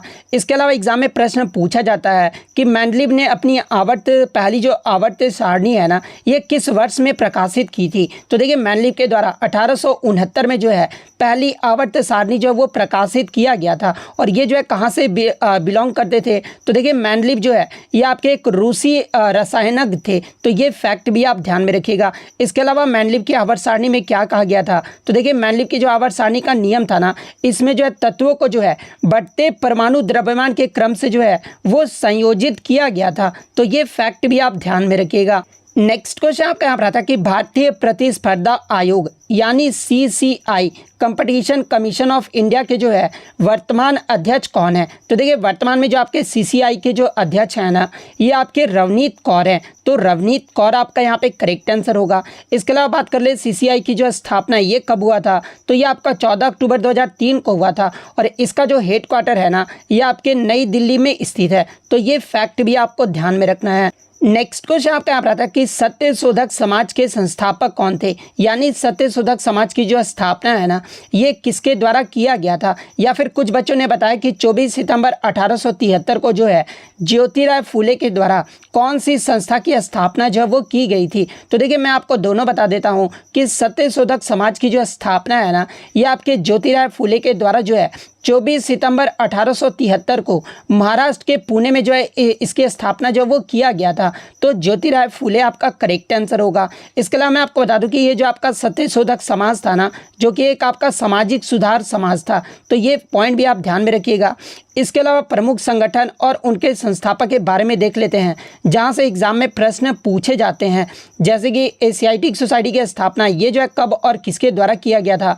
तो देखिए एशियाटिक सोसाइटी की जो स्थापना है ना, ये आपके 1784 में विलियम जोन्स के द्वारा जो है वो किया गया था। आत्मीय सभा की जो स्थापना है ये आपका 1814-15 में जो है राजा राम मोहन राय के द्वारा जो है वो किया गया था। इसके अलावा ब्रह्म समाज की जो स्थापना ये आपका 1828 में राजा राम मोहन राय के द्वारा किया गया था। तत्वबोधिनी सभा की जो स्थापना है ये आपके देवेंद्रनाथ ठाकुर के द्वारा 1839 में किया गया था। आर्य समाज की जो स्थापना है ये आपके स्वामी दयानंद सरस्वती के द्वारा 1875 में किया गया था। रामकृष्ण मिशन की जो स्थापना है ये आपके स्वामी विवेकानंद के द्वारा 1997 में किया गया था। सर्वेंट ऑफ इंडिया सोसाइटी की जो स्थापना है ये आपके गोपाल कृष्ण गोखले के द्वारा जो है 1905 में किया गया था। तो ये सारे फैक्ट जो आपको ध्यान में रखना है। नेक्स्ट आपका यहाँ पर आता है कि नरेंद्र मोदी क्रिकेट स्टेडियम ये जो है कहाँ पर स्थित है। तो देखिए नरेंद्र मोदी स्टेडियम की बात कर ले तो ये जो आपका एक क्रिकेट स्टेडियम है जो कि आपका गुजरात के अहमदाबाद के मोटेरा में स्थित है। तो गुजरात आपका करेक्ट आंसर होगा। इसके अलावा मैं आपको बता दूं कि नरेंद्र मोदी स्टेडियम से इससे पहले जो इसका नाम था ना वो आपका सरदार पटेल स्टेडियम था और इसका जो नाम बदल कर है ये कब किया गया था। तो देखिए 24 फरवरी 2021 को जो है इसका नाम बदल कर जो है ये नरेंद्र मोदी स्टेडियम जो वो कर दिया गया है और ये जो है आपका विश्व में क्रिकेट का जो है ये सबसे बड़ा स्टेडियम है। तो ये फैक्ट भी आप ध्यान में रखिएगा। इसके अलावा मैं आपको बता दूं कि 2023 का जो आपका विश्व कप हुआ था क्रिकेट का जो कि आपका भारत में आयोजित किया गया था, इसका जो आपका फाइनल मैच है ना वो इसी स्टेडियम में जो वो खेला गया था। फाइनल मैच जो है ये आपका भारत और ऑस्ट्रेलिया के मध्य जो है नरेंद्र मोदी स्टेडियम में ही जो है वो खेला गया था, जिसमें भारत जो वो हार गया था और ऑस्ट्रेलिया जो वो जीत गया था। यानी 2023 का विश्व कप का जो विजेता टीम रहा था वो आपका ऑस्ट्रेलिया देश रहा था और उप विजेता जो है ये आपका भारत देश रहा था। इसके अलावा एग्जाम में पूछा जाता है कि नरेंद्र मोदी स्टेडियम का पहला मैच जो है ये कब और किसके मध्य जो वो खेला गया था। तो देखिए इस स्टेडियम में भारत और इंग्लैंड के बीच जो है 24 फरवरी 2021 को ही जो है अपना पहला पिंक बॉल टेस्ट मैच भी जो है वो आयोजित किया गया था। तो ये फैक्ट भी आपको ध्यान में रखना है। इसके अलावा एक आपका मुद्रास्फीति से जो है प्रश्न पूछा गया था। मुद्रास्फीति से क्या प्रश्न था आप ये जो है कमेंट करके जरूर बता दीजिएगा। नेक्स्ट अगर हम लोग हिंदी की बात कर ले तो देखिए हिंदी में जो है आपका झांसा देना मुहावरे का अर्थ पूछा गया था। तो देखिए झांसा देना मुहावरे का जो अर्थ होता है ना वो आपका धोखा देना या फिर धोखे में डालना होता है। तो इनमें से जो भी ऑप्शन में दिया गया होगा वो आपका करेक्ट आंसर होगा। नेक्स्ट आपका यहाँ पर आया था कि अलादीन का चिराग मुहावरे का जो है अर्थ पूछा गया था। तो देखिए अलाउद्दीन का चिराग होना मुहावरे का सही अर्थ होता है ना वो आपका आश्चर्यजनक या फिर अद्भुत वस्तु होता है। तो इनमें से जो भी ऑप्शन में दिया गया होगा वो आपका करेक्ट आंसर होगा। नेक्स्ट अगर बात कर ले विलोम शब्द की तो देखिए स्थिर का जो विलोम शब्द पूछा गया था। तो देखिए स्थिर का जो विलोम शब्द होता है ना वो आपका अस्थिर होता है। इसके अलावा नश्वर का जो विलोम शब्द पूछा गया था। तो देखिए नश्वर का जो विलोम शब्द होता है ना वो आपका शाश्वत होता है। तो शाश्वत आपका करेक्ट आंसर होगा। धर्म का जो है विलोम शब्द पूछा गया था। तो धर्म का जो है आपका अधर्म होता है। तो अधर्म आपका करेक्ट आंसर होगा। इसके अलावा जो आपका उदार का प्रवाची शब्द पूछा गया था। तो देखिए उदार का जो प्रवाची शब्द होता है ना वो आपका क्षीर निधि, दरिया दिल, सरल, सीधा, विनीत, शिष्ट, उदार चित्त, उदार चेता, ये सभी जो आपके उदार के प्रवाची शब्द होते हैं। तो इनमें से जो भी ऑप्शन में दिया गया होगा वो आपका करेक्ट आंसर होगा। अब हम लोग मैथ की अगर बात कर ले तो देखिए मैथ के जो है आपके बच्चे द्वारा इस प्रकार से जो आपका पूछा गया था। आप मैथ के जो है सारे प्रश्न जो है वो देख सकते हैं या फिर मैं इसका टेलीग्राम पे PDF भी जो अपलोड कर दूंगा, आप वहां से इजीली जो इसे देख लीजिएगा। तो टेलीग्राम पे जुड़ने के लिए जो है आपको लिंक डिस्क्रिप्शन में मिल जाएगा, आप वहां से इजीली जो वो जुड़ सकते हैं या फिर टेलीग्राम पे जाकर भी जो है स्टडी फॉर यू सर्च कीजिएगा, आपको जो है मेरा चैनल जो वो देखने को मिल जाएगा। तो अगर वीडियो अच्छी लगी हो तो वीडियो को जो है लाइक ज़रूर कर दीजिएगा और इसी तरह रियल एनालिसिस पाने के लिए जो है चैनल को सब्सक्राइब ज़रूर कर दीजिएगा। तो मिलता है नेक्स्ट वीडियो में, तब तक thank you, all the best.